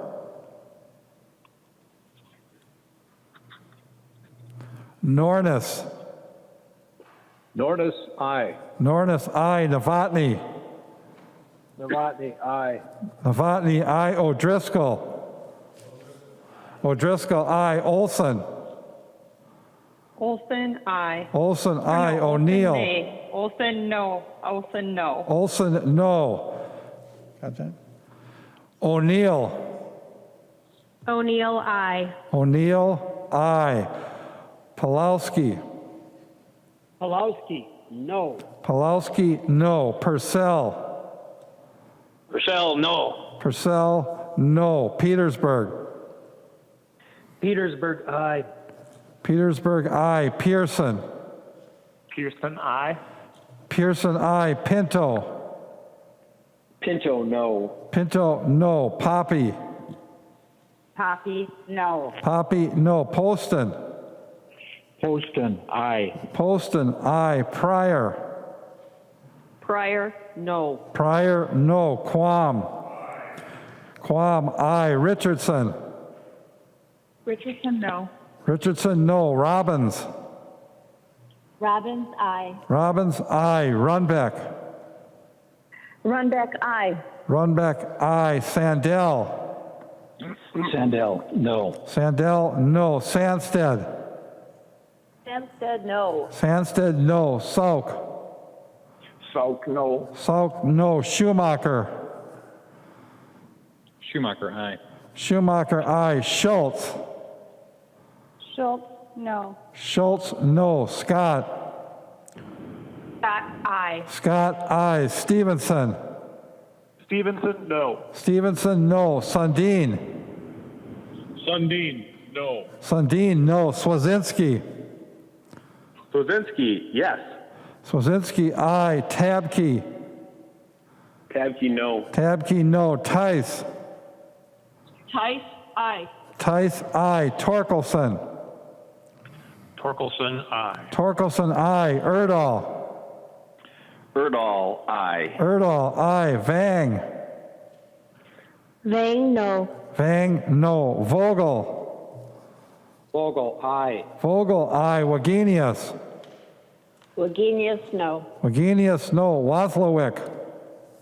Wozlowick, no. Wozlowick, no. West.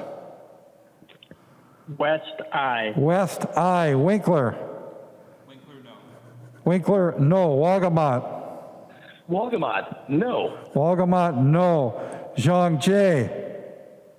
Zhong J, no. Zhang Jie, no. Zhang Ti. Zhang T, no. Zhang Ti, no. Joachim. Joachim, no. Speaker Hartman. Speaker Hartman, no. Edelson.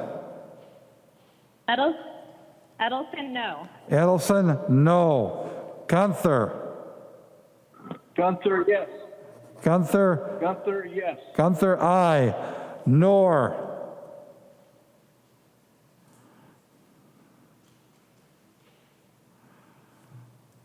Nor.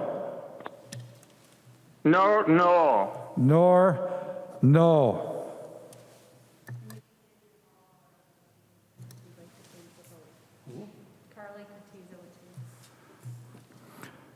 Katiza Watun.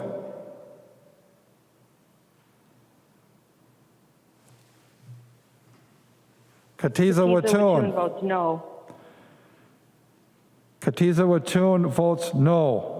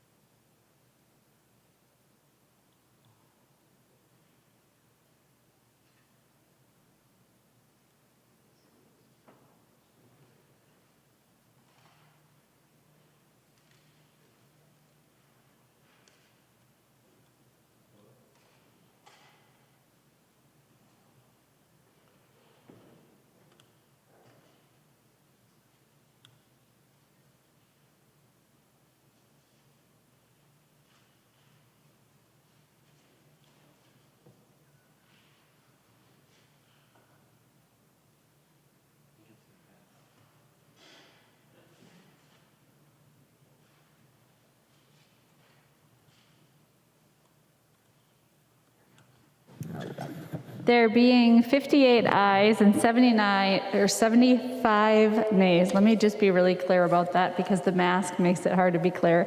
58 ayes and 75 nays. The motion does not prevail. The amendment is not adopted. The clerk will give the bill its third reading. Third reading, House File Number 4415. Third reading. Discussion to the bill. It's my understanding that Representative Erdahl would like to be recognized.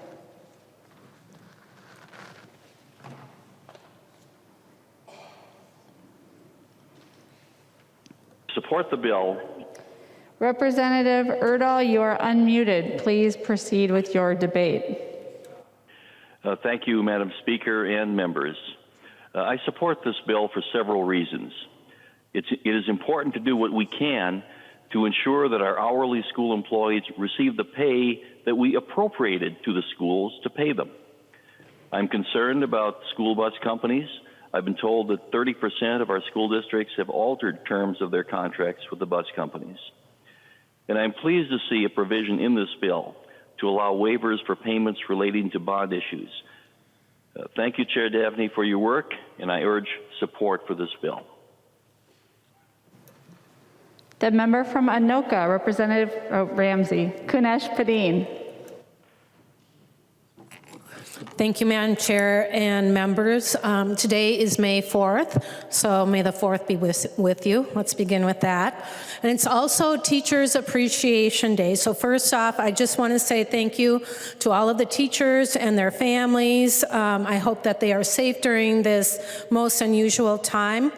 I want to thank them for their dedication and patience and understanding while we've been adjusting to this drastic change in life during the time of distance learning. We want to thank you and your families once again as you continue to educate our children with compassion and consideration that I hear about all the time from not just the teachers that I work with, but from across our communities. So stay well. So members, I'd like you to take out a pencil or pen and a piece of paper because we're going to do a little bit of math. You can do your math on the paper, or you can practice a little bit of mental math, as I like to call it, because we have a problem and so many of our hourly workers also have a problem. It's a problem that we can solve today, so get ready and do a little bit of math with me. It's a word problem, something we all love. So Kitty works 40 hours a week, and she earns $12.35 an hour. So multiply that $12.35 by 40, and you'll get a number. She gets paid bi-weekly.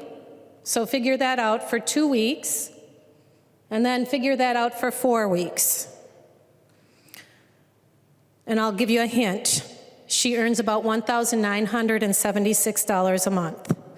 She has to pay her Social Security taxes, she has to pay Medicare, she has to pay her state income tax withholdings, and various local taxes and withholdings such as city, county, and schools. And then there are those various other withholdings that will bring her take home to about 2/3 of what she might have earned at 100%. If you do the math, we're down to about $1,337 a month. So in addition to that, those withholdings, Kitty pays health insurance for her and her daughter to the tune of $186 a paycheck. So that's 186 times 2. Subtract that from what we just had. She also pays $300 to rent a basement because she's a single mom and doesn't get assistance from her child's father. She pays $300 in rent and $400 in daycare. If you've done the math, we are now down to $265 that Kitty has in her pocket. She has to pay her car payment, and she has to pay her car insurance, which is about $170 a month. And if you've done the math, you'll find out that she has $42.50 at the end of the month, $42.50 a week. to buy groceries, to buy diapers, to clothe herself and her child, and for any of those other things that we all hold near and dear. $42.50. As an hourly school worker, Kitty is not eligible for unemployment benefits, but in the past she's worked at a local restaurant to earn money, especially during the summer, because she doesn't get paid during the summer as an hourly worker. Kitty doesn't have any savings to fall back on, so now we know that inevitably Kitty's going to have to ask Minnesota to help in and support her and her child. She'll need money to pay rent, so she'll probably have to apply for financial assistance from the state. She won't be able to pay her health insurance, so that means Minnesota Care will come in for her. She still needs to feed her daughter and herself, so she's going to have to apply for SNAP benefits. It's never easy to recover from a devastating financial situation. I know that personally because 25 years ago, through no problem of my own, I was in pretty much the same situation as Kitty. It takes years to come out of it. So this bill, House File 4415, supports our libraries, it helps the core of our communities, it ensures that new teachers are held harmless, and it allows for flexibility and invests in the bare minimums for our students and our teachers and our schools. As Representative Erickson said, we don't have much time. There's only a few weeks left of school. Some of these people are holding on by the edge, some not at all, and we have an opportunity to make that difference. We have school districts that will receive money from the billions of dollars that we will get from the federal government. Schools are still getting the same amounts that they've received with or without the COVID virus, and there have been ways to do cost savings. And so our school districts do struggle. I know my own school district does. It started out with an incredible deficit to begin with. But that doesn't mean that we build that deficit on the back of our hourly workers. And so, members, I'm asking you today, because we don't have much time, to vote aye for House File 4415. It's my understanding that Representative Bennett would like to be unmuted to contribute to the debate. She's here, actually.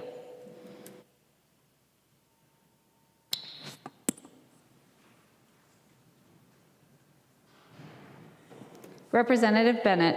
Thank you, Madam Speaker. I think I'm going to take, I better not touch it. I don't know. Anyways, thank you for this opportunity to speak. Members, I'm very torn about this. But from what I understand, and Representative Kunesh-Podein, that was a heartbreaking story, and I totally agree with you. We don't want that to happen. And that's happening to a lot of people in many different sectors of our business communities and so on, and it's terrible in all cases. But from my understanding, and correct me if I'm wrong on this, Representative Davnie or Representative Kunesh-Podein, but from my understanding, with the bill as it is, Katie wouldn't just get her hours cut, she would lose her job, or she could lose her job. Because in the current bill, I fear that there are openings that these people could lose their total job, and that it also leaves out the opportunity for schools and employees like Katie to be able to work together to find a solution.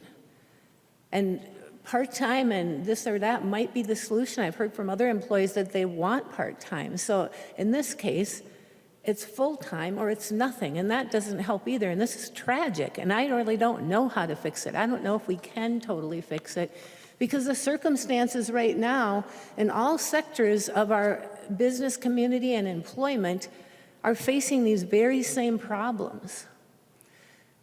So I'm really torn because I hear you talk about that story, but I don't really think this fixes it. And with the amendment that we just offered, from what I understand, at least the schools would have some flexibility to work with their employees, because I don't think any school district wanted to lay off their employees. I know they didn't. And they want their students back. I wish they could be back. We all do, but the circumstances just don't allow that. So that concerns me a lot. And I honestly don't feel like the bill that's before us solves this problem. I think it makes it worse. I think it makes it worse because schools can no longer work with their employees to find a solution that works for both. I don't think it works because schools are stuck to continue payments even if they're going into statutory debt.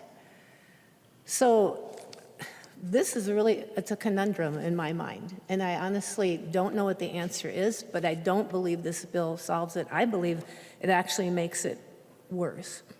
Now, one thing, if I could ask a question of Representative Davnie, would he yield, Madam Chair? He will yield. Representative Bennett. Thank you. So Representative Davnie, I'm just curious because in Article 1, most of the other parts of this bill really seem to line up with the governor's executive order, but Article 1 has significantly strayed from that order. And I'm just curious if this is something you've talked with the governor about or not. Wondering. Representative Davnie. Thank you, Madam Speaker, and Representative Bennett, thank you for your question.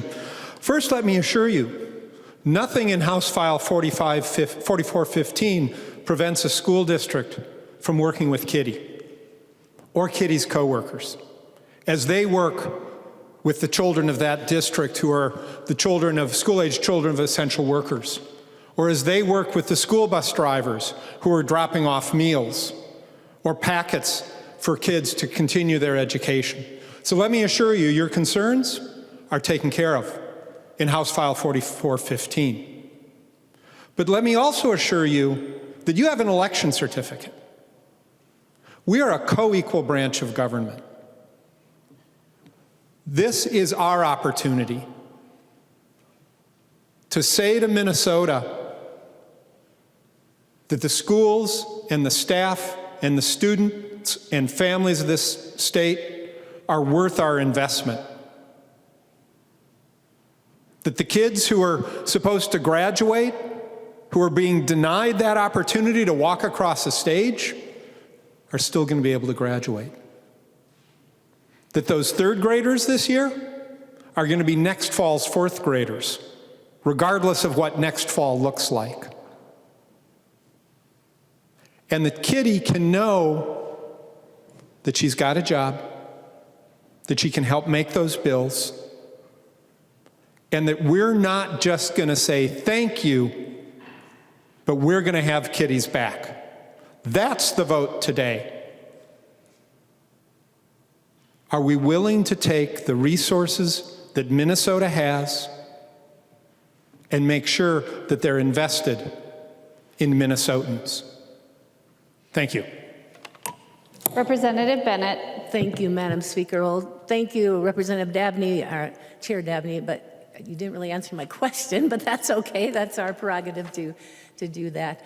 I guess I disagree with you there that this bill is going to really help Katie. It will help Katie if she's given a full-time job, but if the school districts would rather work with her and do part-time or however it is, that flexibility is gone, and it's full-time or it's none. So Katie probably would get laid off under the circumstances that I'm hearing here. And that would break my heart because schools don't want to do that. They want to work with their employees. They want to make things work the best they can in very, very difficult situations. And my heart goes out to all the Katies out there. And it goes out to the rest, the bus drivers and so on that I've heard talked about. It's tough times, it's difficult times. We want to help everybody. I don't believe this bill does that, but thank you, Madam Speaker. The member from Hennepin, Representative Jordan. Thank you, Madam Speaker. Members, House File 4415 is a great bill. This is a bill that recognizes what those of us on the east side of Minneapolis have known for a long time, that our schools are more than places of learning, and that schools are the beating heart of our communities. These are spaces where our children not only learn how to read and write and add and subtract, but where students learn how to be citizens and interact with the world and people around them. For many of our students, school is where they can eat a nutritious meal, address their mental and physical health, and receive academic instruction that accounts for their individual needs, all while in a safe and clean learning environment. And this has never been more apparent than during our pivot to distance learning. Schools have had to adjust quickly to meet the complex and individualized needs of our students, and our hourly workers are on the front lines of providing those services. A special education assistant who might have been working one-on-one with a student is now caring for a classroom whose parents are on the front lines of hospitals fighting COVID-19. A bus driver who would typically be responsible for driving students to and from school is now delivering Chromebooks, meals, and hotspots to students. Our school nutrition staff who prepare and serve children tasty and nutritious meals that account for their unique allergies and cultural traditions continue to do so, but now these meals must be able to be served at home, and so they are also writing instructions and making videos showing families how these meals can be prepared together. These hourly school workers are being called heroes for this work, but they were heroes long before COVID-19. These workers are heroes for recognizing when a child was having a hard day and needed extra encouragement or a break from classroom instruction. They were heroes for remembering exactly which child needed a kosher or halal meal and which of that child's friends had a gluten allergy. Hourly school workers are heroes for keeping our classrooms clean so our students and staff feel comfortable and healthy in their working environment. But we can do more than just call these staff heroes. We can provide them with real economic security so that they can do their jobs and take care of their own families while they take care of ours. Members, that is what this bill does. This bill will fairly compensate our hourly school workers who, in the best of circumstances, hold our education system up. And I'm so thankful to Representative Davnie and Representative Joachim for their tireless work to acknowledge and provide security for these essential workers. And members, it is not enough to continue to see the workers get paid through this crisis. These are the same workers who work so hard for our children that are also often paid the least. Many of them work second and third jobs, as Representative Kunesh-Powadin pointed out, to support their own families. It's also no coincidence that our hourly school workers are our most diverse school employees. We talk about closing opportunity gaps between white students and students of color, and it is the work that these staff members do who close those gaps. We need to prioritize funding for these workers in our next budgets. And just as districts rely on these individuals to make school happen, districts rely on us to fund these positions. It's our job to make sure they have the funding streams to ensure our workers have economic security and our students have the support they need to learn. And I'm glad that this bill addresses those funding streams to give districts support in that regard. I hope that we can see that fully funding our public education system is an investment in the economic security of our communities. So in closing, I want to share something that Faith, a Minneapolis Public Schools education support professional, told me. When I was speaking to Faith, I asked her what she wanted the Minnesota legislature to know about what she's currently doing, and she said she wanted us to remember not what the work she's doing, but how hard this is on the students she cares for. She talked about the stress that this is putting on the 4- and 5-year-olds in her classroom that are the children of these first responders. She said that she often gets asked questions while coloring about what a pandemic is and what her parents are doing. She said she feels proud to make sure these children feel loved and cared for at school. And she says she's also proud to know that she can make this sacrifice to be on the front lines when so many of her coworkers cannot. And I'm glad that we can pass a bill that shows how much we care about all of the people, like Faith, who care so much for our students and put them first. And with that, members, I urge passage of this bill. Thank you again for all your work to bring this bill to the floor. And to our school workers, thank you. You are the ones who do make our schools more than just a place of learning, and you are the ones that make school happen. The member from Stearns, Representative Demuth.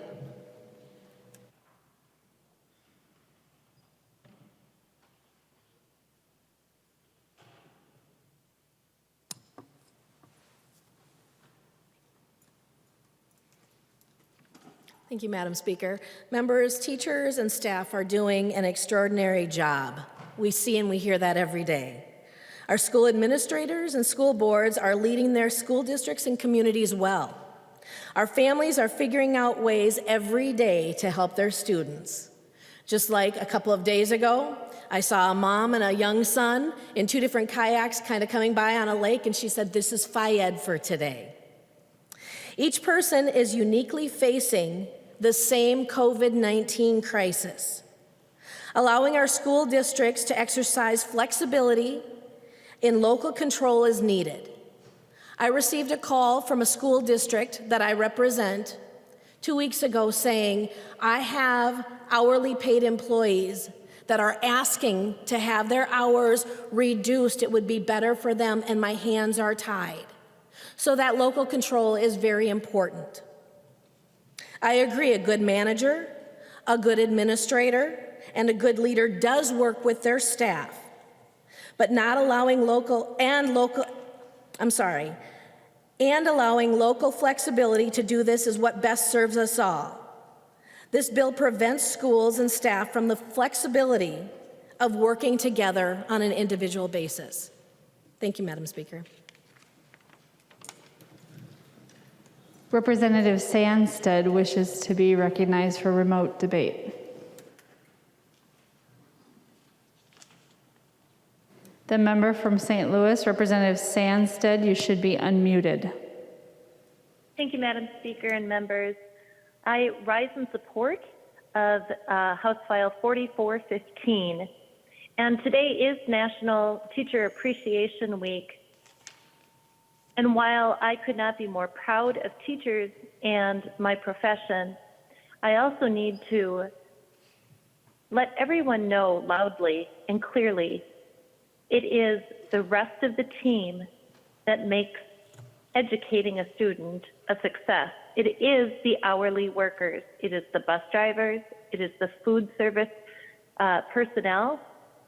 It is the pairs in the classroom. And we've heard about the great work that everybody's doing. Right now, it is the hourly workers that cleaned out my children's lockers and bagged up their belongings because we didn't know that they wouldn't be returning to school. It's the hourly workers that called my home to ask if we needed meals, if we needed food, and to let us know that those meals are available.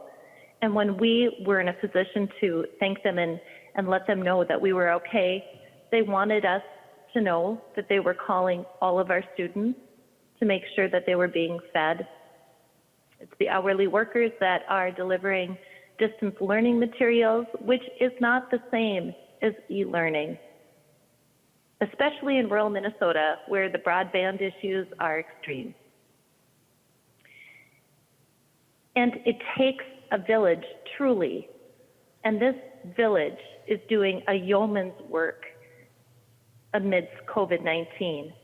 And it is because funds have already been appropriated and allocated for these workers that I believe they need to be paid. But this bill, House File 4415, is not just about our hourly workers. It has provisions in there that will ensure the graduating class of upcoming educators will be able to go into the classroom when those doors are open. And without this House File, that won't happen.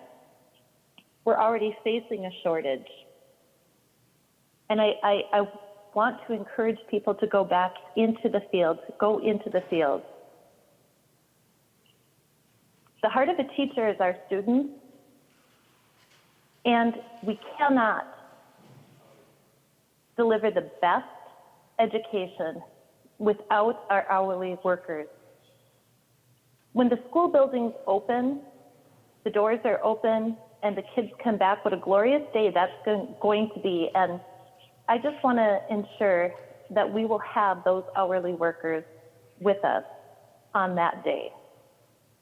And with that, I urge your support for House File 4415. The member from Mille Lacs, Representative Erickson. Thank you, Madam Speaker. Well, I think that there's no one in this room who doesn't find all school employees invaluable. We do. We know that it takes all of them to educate our children. But I do have to make this point. House File 4415 does not prevent layoffs. Article 1 does not prevent layoffs.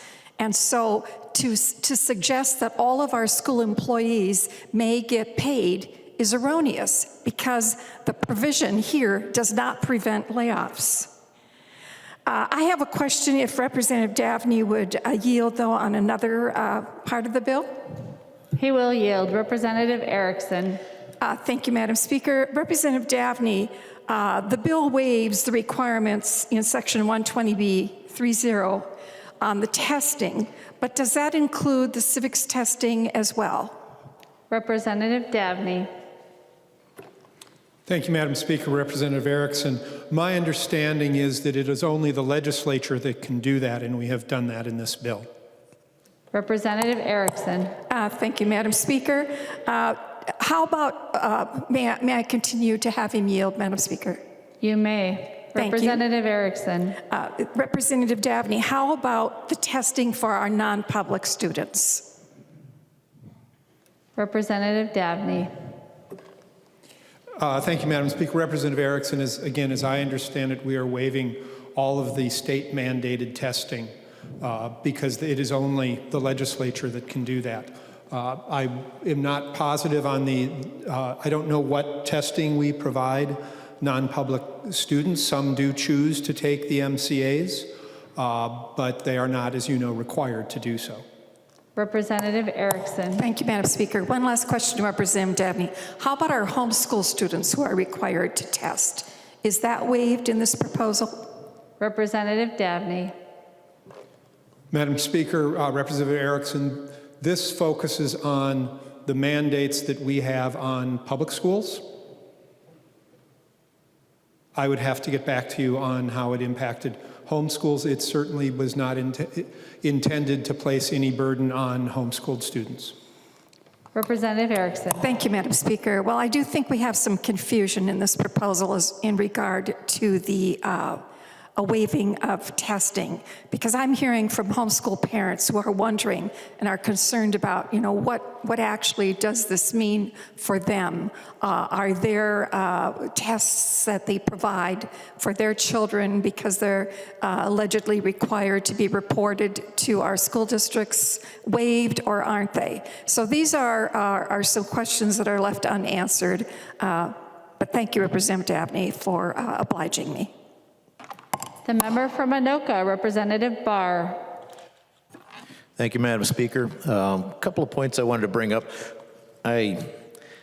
Nobody else is focused on the truancy part of this. There's a waiving of the truancy, you know, if you're not in school, so you're distance learning or e-learning, you're waiving all of the truancy. But then later in the bill, on lines 11.9 to 11.11, it doesn't, says you get credit for instruction whether you're learning or not. And as a minimum, wouldn't it, if this goes through the conference committee with the Senate, wouldn't it at least be advisable to have the parents of the truant students, the ones, because we know whether they are logging in or not logging in distance learning, we know whether they're working or not, doing their homework. Wouldn't it at least be advisable to have the parents get a notification that their students aren't getting their work done? And the other point that I wanted to bring up was there's 6 references in this bill to the February forecast. The February forecast is a thing of fiction at this point. It is not anywhere close to what reality is going to be for the rest of this fiscal year or the next fiscal year. And I think it would behoove of us to, since we have a new budget update coming out at 2 o'clock tomorrow afternoon from MMB, that we table this bill until after we have seen what that projection looks like. So, Madam Speaker, I would move that we table the bill. Representative Barr moves to table House File 4415. Any discussion to the motion? All those in favor, please say aye. Aye. Those opposed, please say no. No. The motion does not prevail.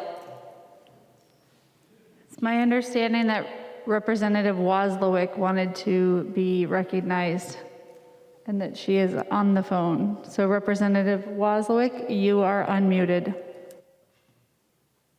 Thank Thank you, Madam Speaker. I think most of what I was going to say has already been said by my colleagues, but I do work with, I work in school-based child care program when I'm not at the legislature, and work with a lot of the folks, education support professionals, child care staff, nutrition services staff, bus drivers, all those folks that we're talking about today. And I think it's really important, as others have pointed out, that we, the schools have the money to pay these folks, and they should be doing that. And so just want to throw my support out there for the bill and encourage other members to support it as well. Thank you. The member from Washington, Representative Detmer. Thank you, Madam Speaker and members. I guess I could say over my 34 years as an educator and coach that I can honestly tell you I had never experienced anything like our teachers and educators and our administrators and our support staff are experiencing today under the COVID-19 environment. And over the past several weeks, I've been keeping my school districts that are in my district well informed on the progress of House Bill 4415. And Madam Speaker, I don't have any questions. I just have a few comments regarding 4415. First, House File 4415 is retroactive to the beginning of the distance learning, but would not be enacted until sometime in May. This bill would require a school district to provide payback to an hourly worker whose schedule was reduced at any point since March 30th.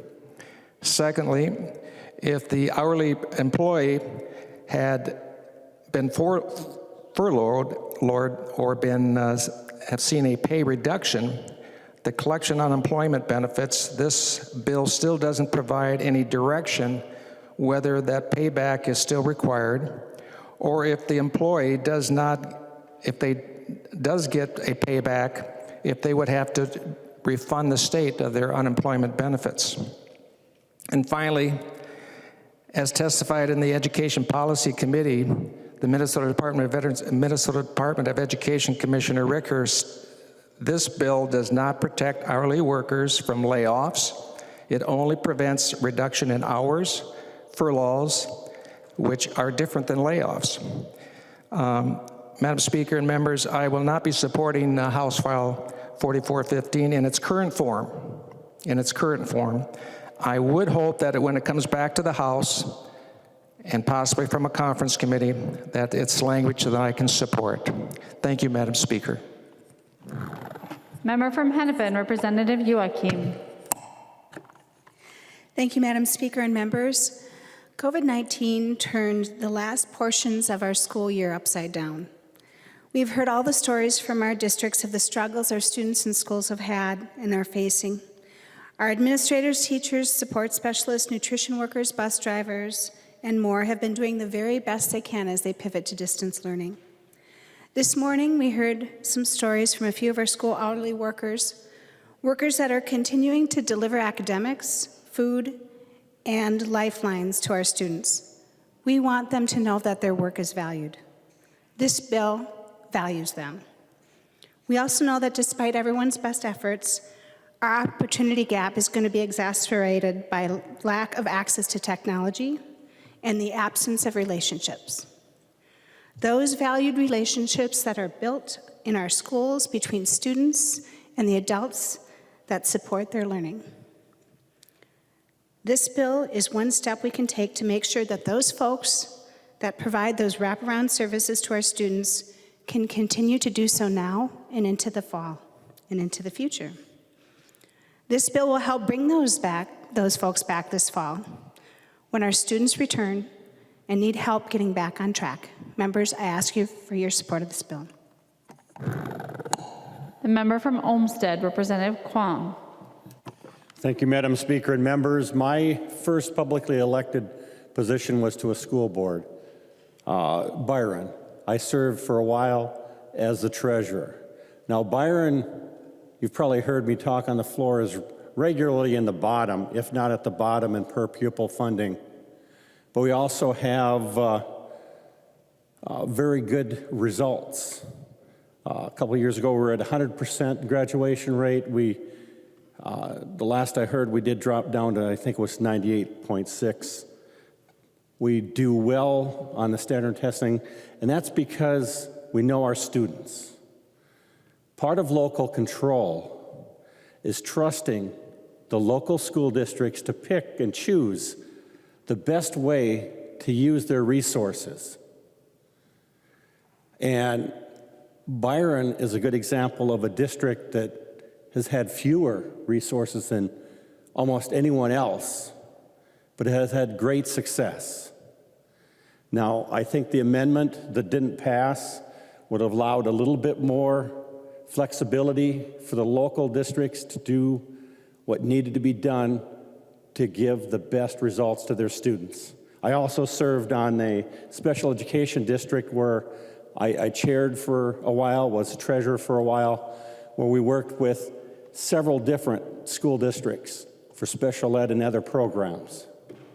And I can tell you, locally, the toughest thing is we've got individuals. Students are individuals, and they don't always fit into what is prescribed.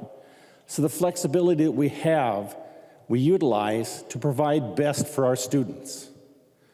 Now, I think the amendment would have allowed for more flexibility.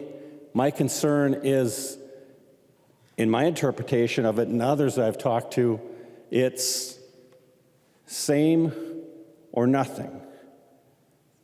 And I've had constituents contact me because of this situation we're in, where they would like to have some flexibility.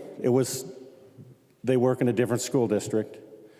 And frankly, I really hope that this bill comes back from conference committee with more flexibility, more enablement, empowerment to the local school districts, the people that know the students by their name, by their face, not just numbers.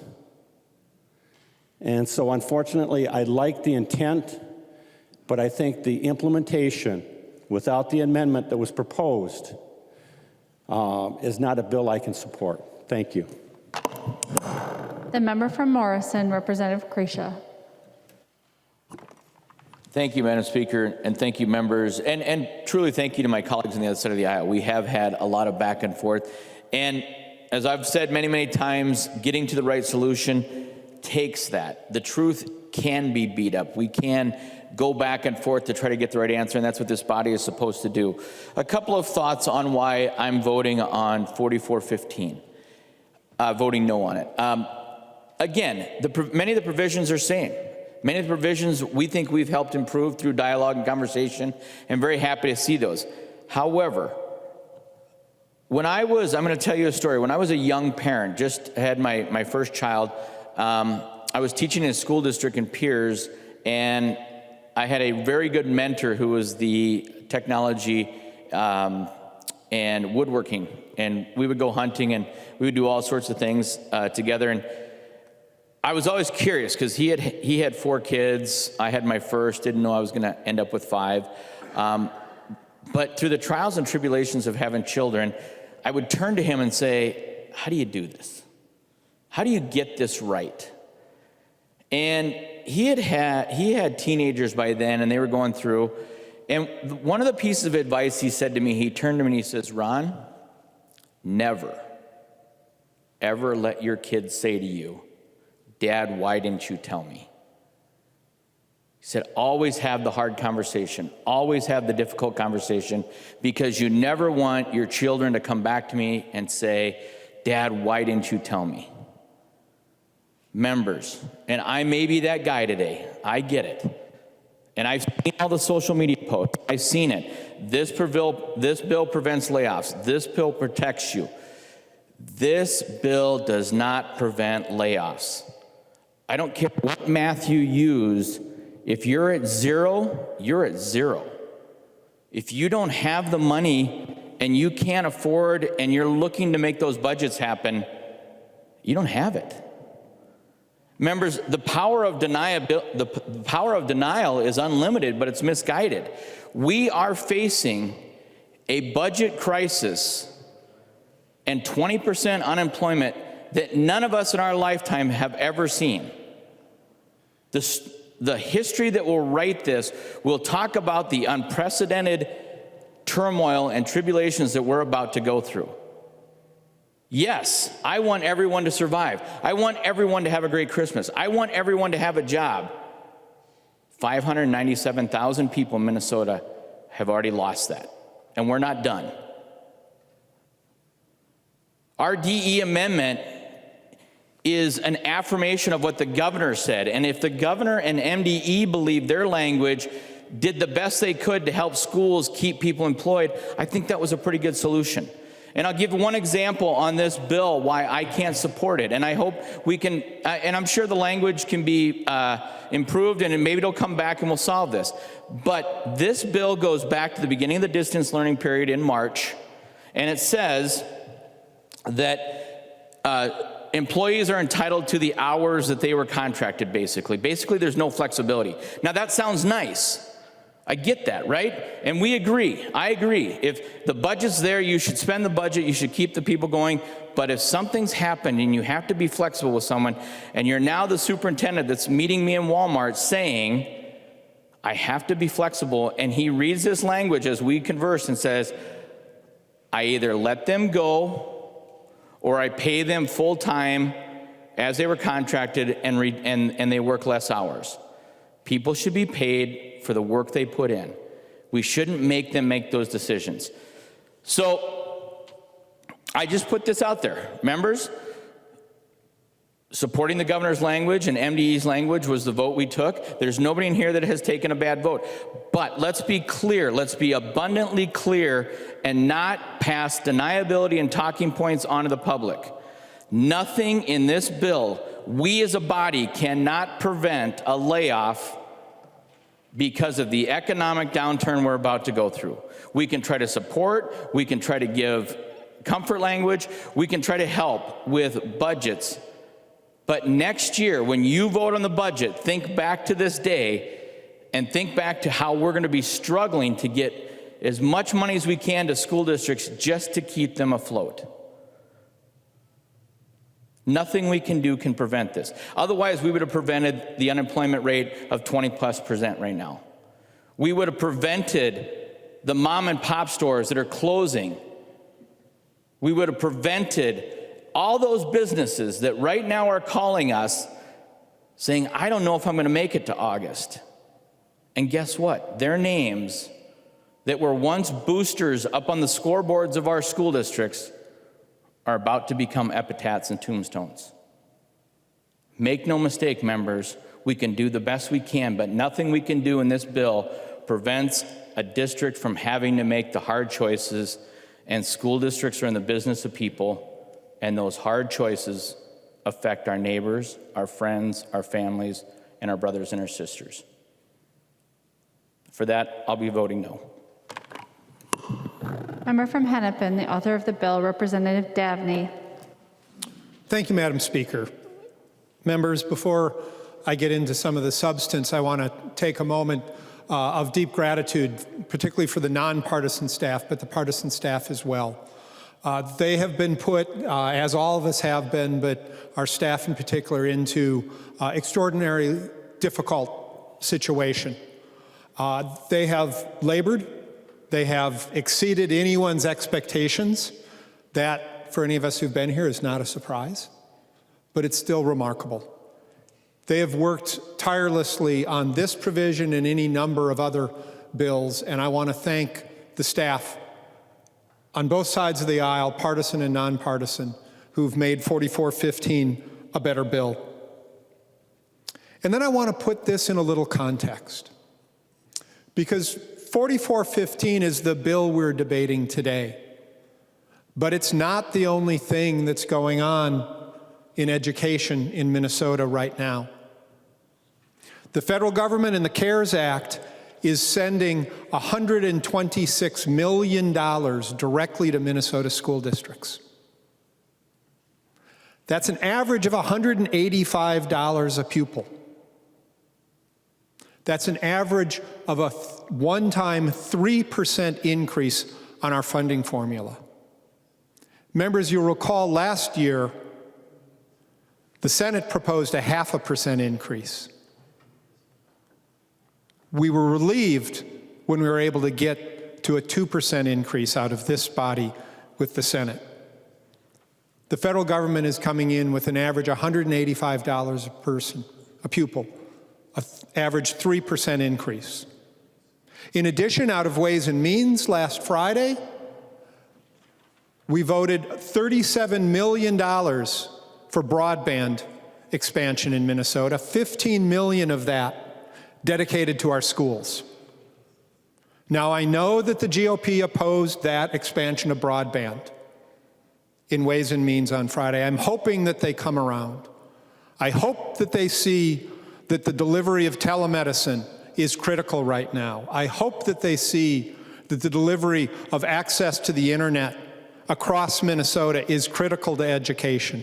And I hope that they see that building out broadband should be a priority because our businesses depend on it. And members, this morning out of Education Finance, we reported a bill with additional funding flexibility for Minnesota schools, getting rid of a mandate that's unproductive and unnecessary, so that school districts have that local ability to make the decisions on how to use the revenues they receive from the state. Right now, it's 4415 that's before us. Without your green vote on this bill today, members, your school district will not get the full funding that we promised them. Without your green vote on 4415, the teachers whose licenses are expiring this July won't be able to get relicensed and won't be in the classrooms this fall to greet returning students. Without your green vote on House File 4415, those candidates, those kids who want to become teachers, those folks who maybe aren't kids but want to become teachers, aren't going to be able to get that first licensure. And at a time when Minnesota has shortages in teaching, without your green vote, those shortages will become worse. And without your vote on 4415, school districts will not receive the full funding or have the flexibility to use that funding as they see fit on the local level. Now, members, it's hard to speak about our education staff in Minnesota after some of my colleagues who are regular classroom teachers spoke earlier. And it is Teacher Appreciation Week. And I want to give a shout out to Ms. Lanick from South High School in Minneapolis, who not only is showing up every day on the internet to teach kids, but on Saturday, my son got a personalized postcard from her, handwritten, stamped directly to him, because she knows who he is as a student and a person, and she wanted to make another connection. That's just one example of the way our educators in Minnesota are stepping up and trying to continue those relationships that are so critical to education to our children in this difficult time. Our educators, our hourly staff, our principals and administrators have been doing extraordinary work. They deserve our thanks and respect. But members, they also deserve a paycheck. Because it's obvious that it's no longer enough to say thank you to the bus driver who got your kid to and from school safely every day this year, and now is dropping off meals and academic materials. It's not enough just to say thank you to the lunch lady who made sure they got their breakfast or lunch every day, and now is continuing to cook and package those meals for hungry kids across Minnesota in every community. It's not enough just to say thank you to that aide who helps guide their education, that aide who stops them in the hallway and chats for a minute, that aide who's checking in with them on the internet today. It's not enough just to say thank you. And this is where we will part ways on the vote. Those workers deserve to know that Minnesotans have their backs. That we're not just going to tell them thank you, we're not just going to tell them we value them, we're going to show them and do it by passing this bill. It's our opportunity to support our schools, staff, families, and communities. It's a way to assure our communities, our small businesses, our main streets, our students and families that we can come back from this challenging time. Because when we invest in Minnesotans, we invest in the future of Minnesota. Let's do it. I ask for your green vote. Thank you, Madam Speaker. The member from Hennepin, the Majority Leader, Representative Winkler. Thank you, Madam Speaker. Members, just want to take 1 minute to point out something that is of broader application, a broader observation about this bill. What we are doing in this bill is making sure that school hourly workers are able to the maximum extent possible maintain their schedules, maintain their salaries, maintain their hourly wages during the length of this crisis. We know that school districts want to keep them employed and are doing so because they need them. They need them to help serve food. They need them to help with distance learning. They need them to help support students in need. They're doing these things because our districts and our kids need these workers to be employed. What we're doing is making sure that the people who are not traditionally the best able to negotiate or have the strongest bargaining position, the people who do low-level service work in many cases are actually given the respect and the dignity of a paycheck and given respect and dignity and security in the workplace. What COVID-19 has revealed, I think more than almost any other crisis could reveal, is how many people are providing services to us every single day that we count on. Whether it is people working in a nursing home or taking care of people in long-term care facilities and homes, whether it is people at grocery stores or at liquor stores, whether it is people serving as paras in schools, people all across our economy, all across our state and throughout our communities are providing essential services every single day. Childcare workers, they are underpaid.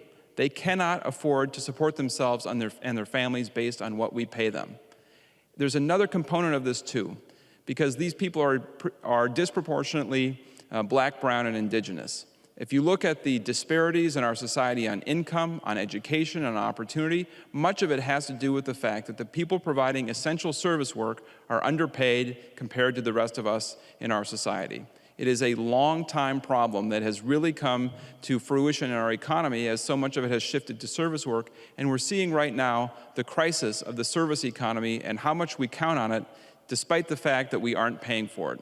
So members, I hope that we can take a strong stand today in support of service workers, in support of people who need to have the protection of state government at times to make sure that they are not the first ones who are laid off or the first ones who have their hours cut or the first ones who have their wages cut. They can't afford it. We need to stand up for these people and do the right thing. And I'm very encouraged that we will continue to have support and conversation from both sides of the aisle on this issue, because I know that we want to get to the right place. But let's not continue to make this mistake that we have made over many decades, which is to say that the people who are providing essential services are the first ones to get a pay cut. That is not how we should be operating, and we're seeing now in the pandemic that it is unsafe for our society to continue doing that. Let's give these people the shot in the arm that they deserve, give them the security that they have earned, and let's do the right thing by passing this bill today. Thank you.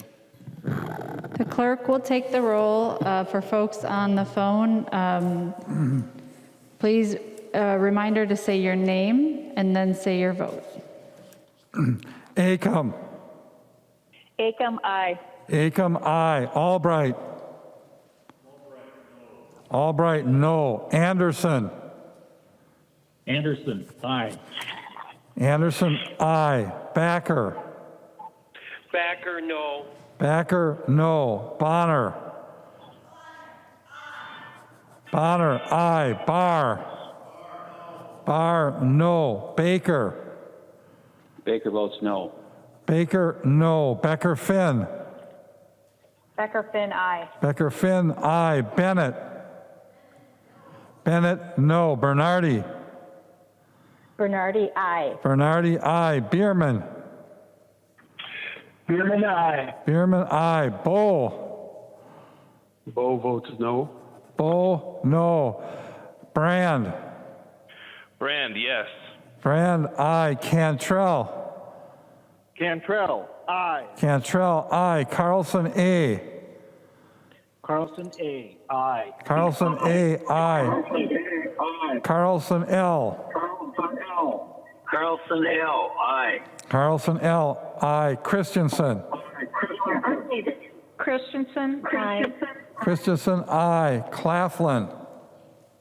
Claflin, aye. Claflin, aye. Considine. Considine, yes. Considine, aye. Daniels. Daniels, no. Daniels, no. Doubt. Doubt, no. Davids. Davids, aye. Davnie. Davnie, aye. Dean. Dean, aye. Damath. Damath, no. Detmer. Detmer, no. Drazkowski. Kraskowski, no. Drazkowski, no. Eklund. Eklund, aye. Eklund, aye. Edelson. Edelson, aye. Edelson, aye. Elkins. Elkins, aye. Elkins, aye. Erickson. Erickson, no. Fabian. Fabian, no. Fisher. Fisher, aye. Fisher, aye. Franson. Franson. Franson, no. Franson, no. Freiberg. Freiberg votes yes. Freiberg, aye. Garofalo. Garofalo, no. Garofalo, no. Gomez.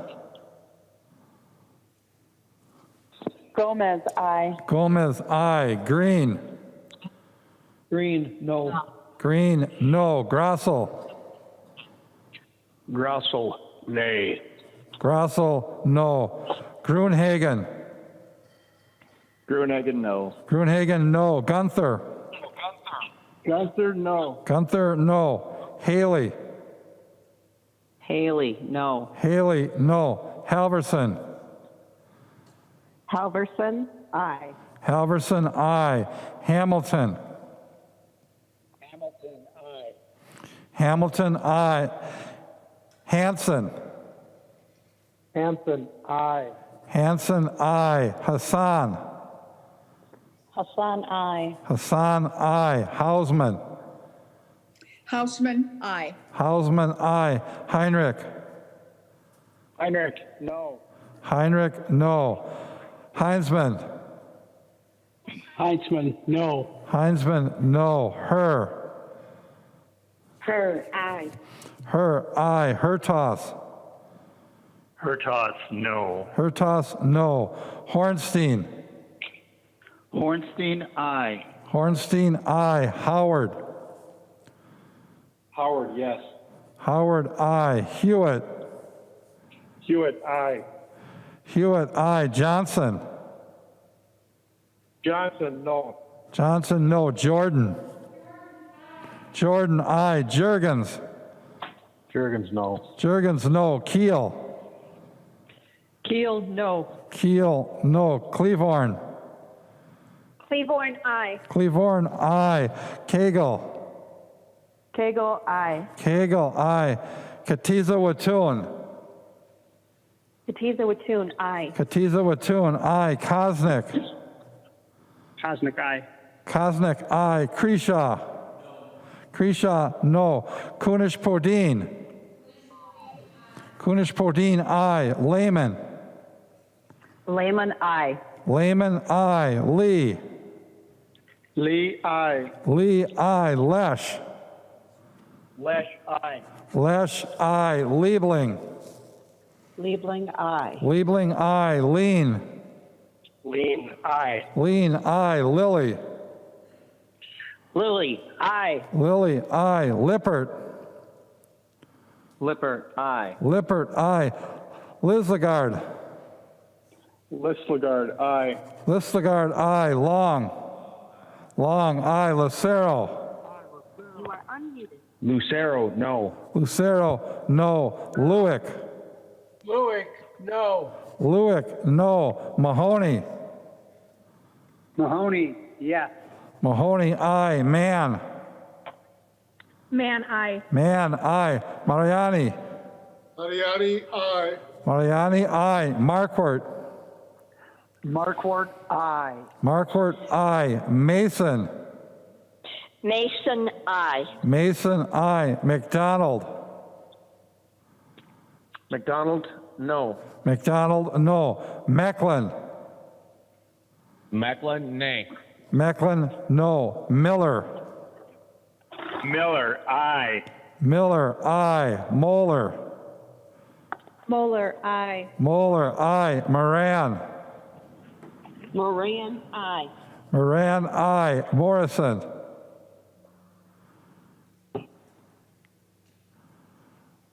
Morrison. I. Morrison, I. Morrison, aye. Munson. Munson, no. Munson, no. Murphy. Murphy, aye. Murphy, aye. Nash. Nash, no. Nelson, M. Nelson, M, aye. Nelson, N. Nelson, N, aye. Nelson, N, aye. New excused. Nor.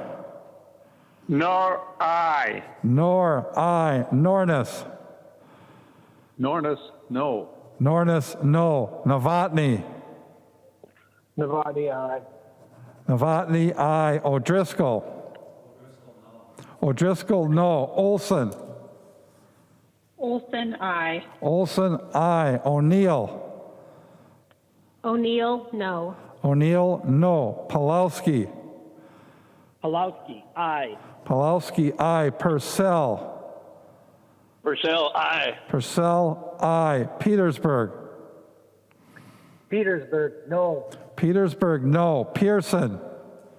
Pearson, no. Pearson, no. Pinto. Pinto, aye. Pinto, aye. Poppy. Poppy, I. Poppy, aye. Poston. Poston, no. Poston, no. Pryor. Pryor, aye. Pryor, aye. Quam. Quam, no. Richardson.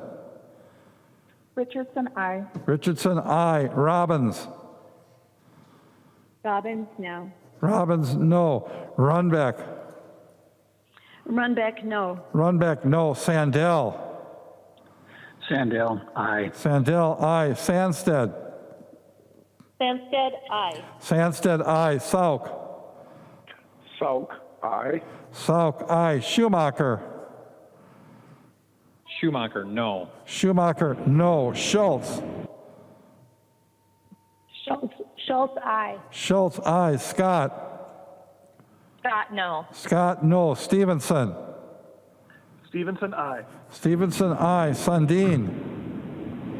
Sundin, aye. Sundin, aye. Swazinski. Swazinski, no. Swazinski, no. Tabke. Tabke, aye. Tabke, aye. Tice. Tice, no. Tice, no. Torkelson. Torkelson, no. Torkelson, no. Erdahl. Erdahl, aye. Erdahl, aye. Vang.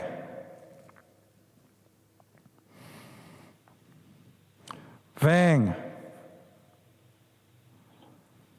Vogel. Vogel, no. Vogel, no. Wagenius. Wagenius, yes. Wagenius, aye. Waslowick. Waslowick, I. Waslowick, aye. West. West, no. West, no. Winkler. Winkler, aye. Wolgamott. Wolgamott, aye. Wolgamott, aye. Zhang Jie. Zhong J, aye. Zhang Jie, aye. Zhang Ti. Zhong T, aye. Zhang Ti, aye. Joachim. Joachim, aye. Speaker Hortman. Speaker Hortman, aye.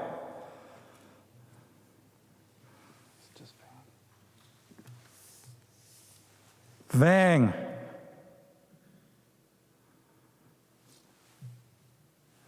Vang.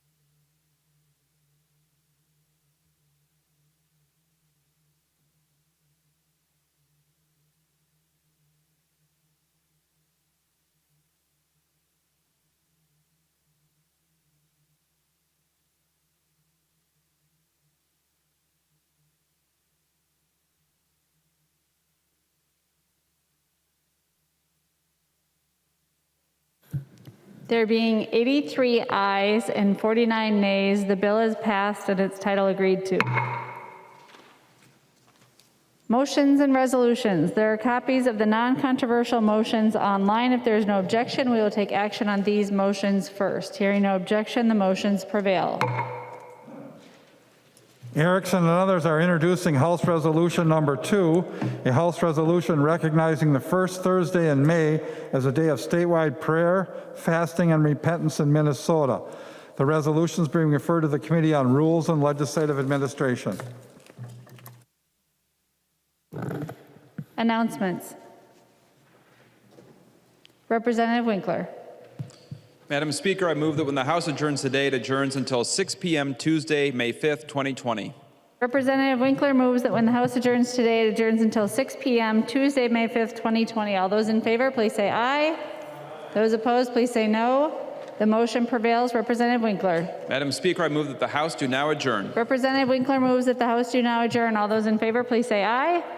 Those opposed, please say no. The motion prevails. The House stands adjourned until 6 p.m. Tuesday, May 5th, 2020.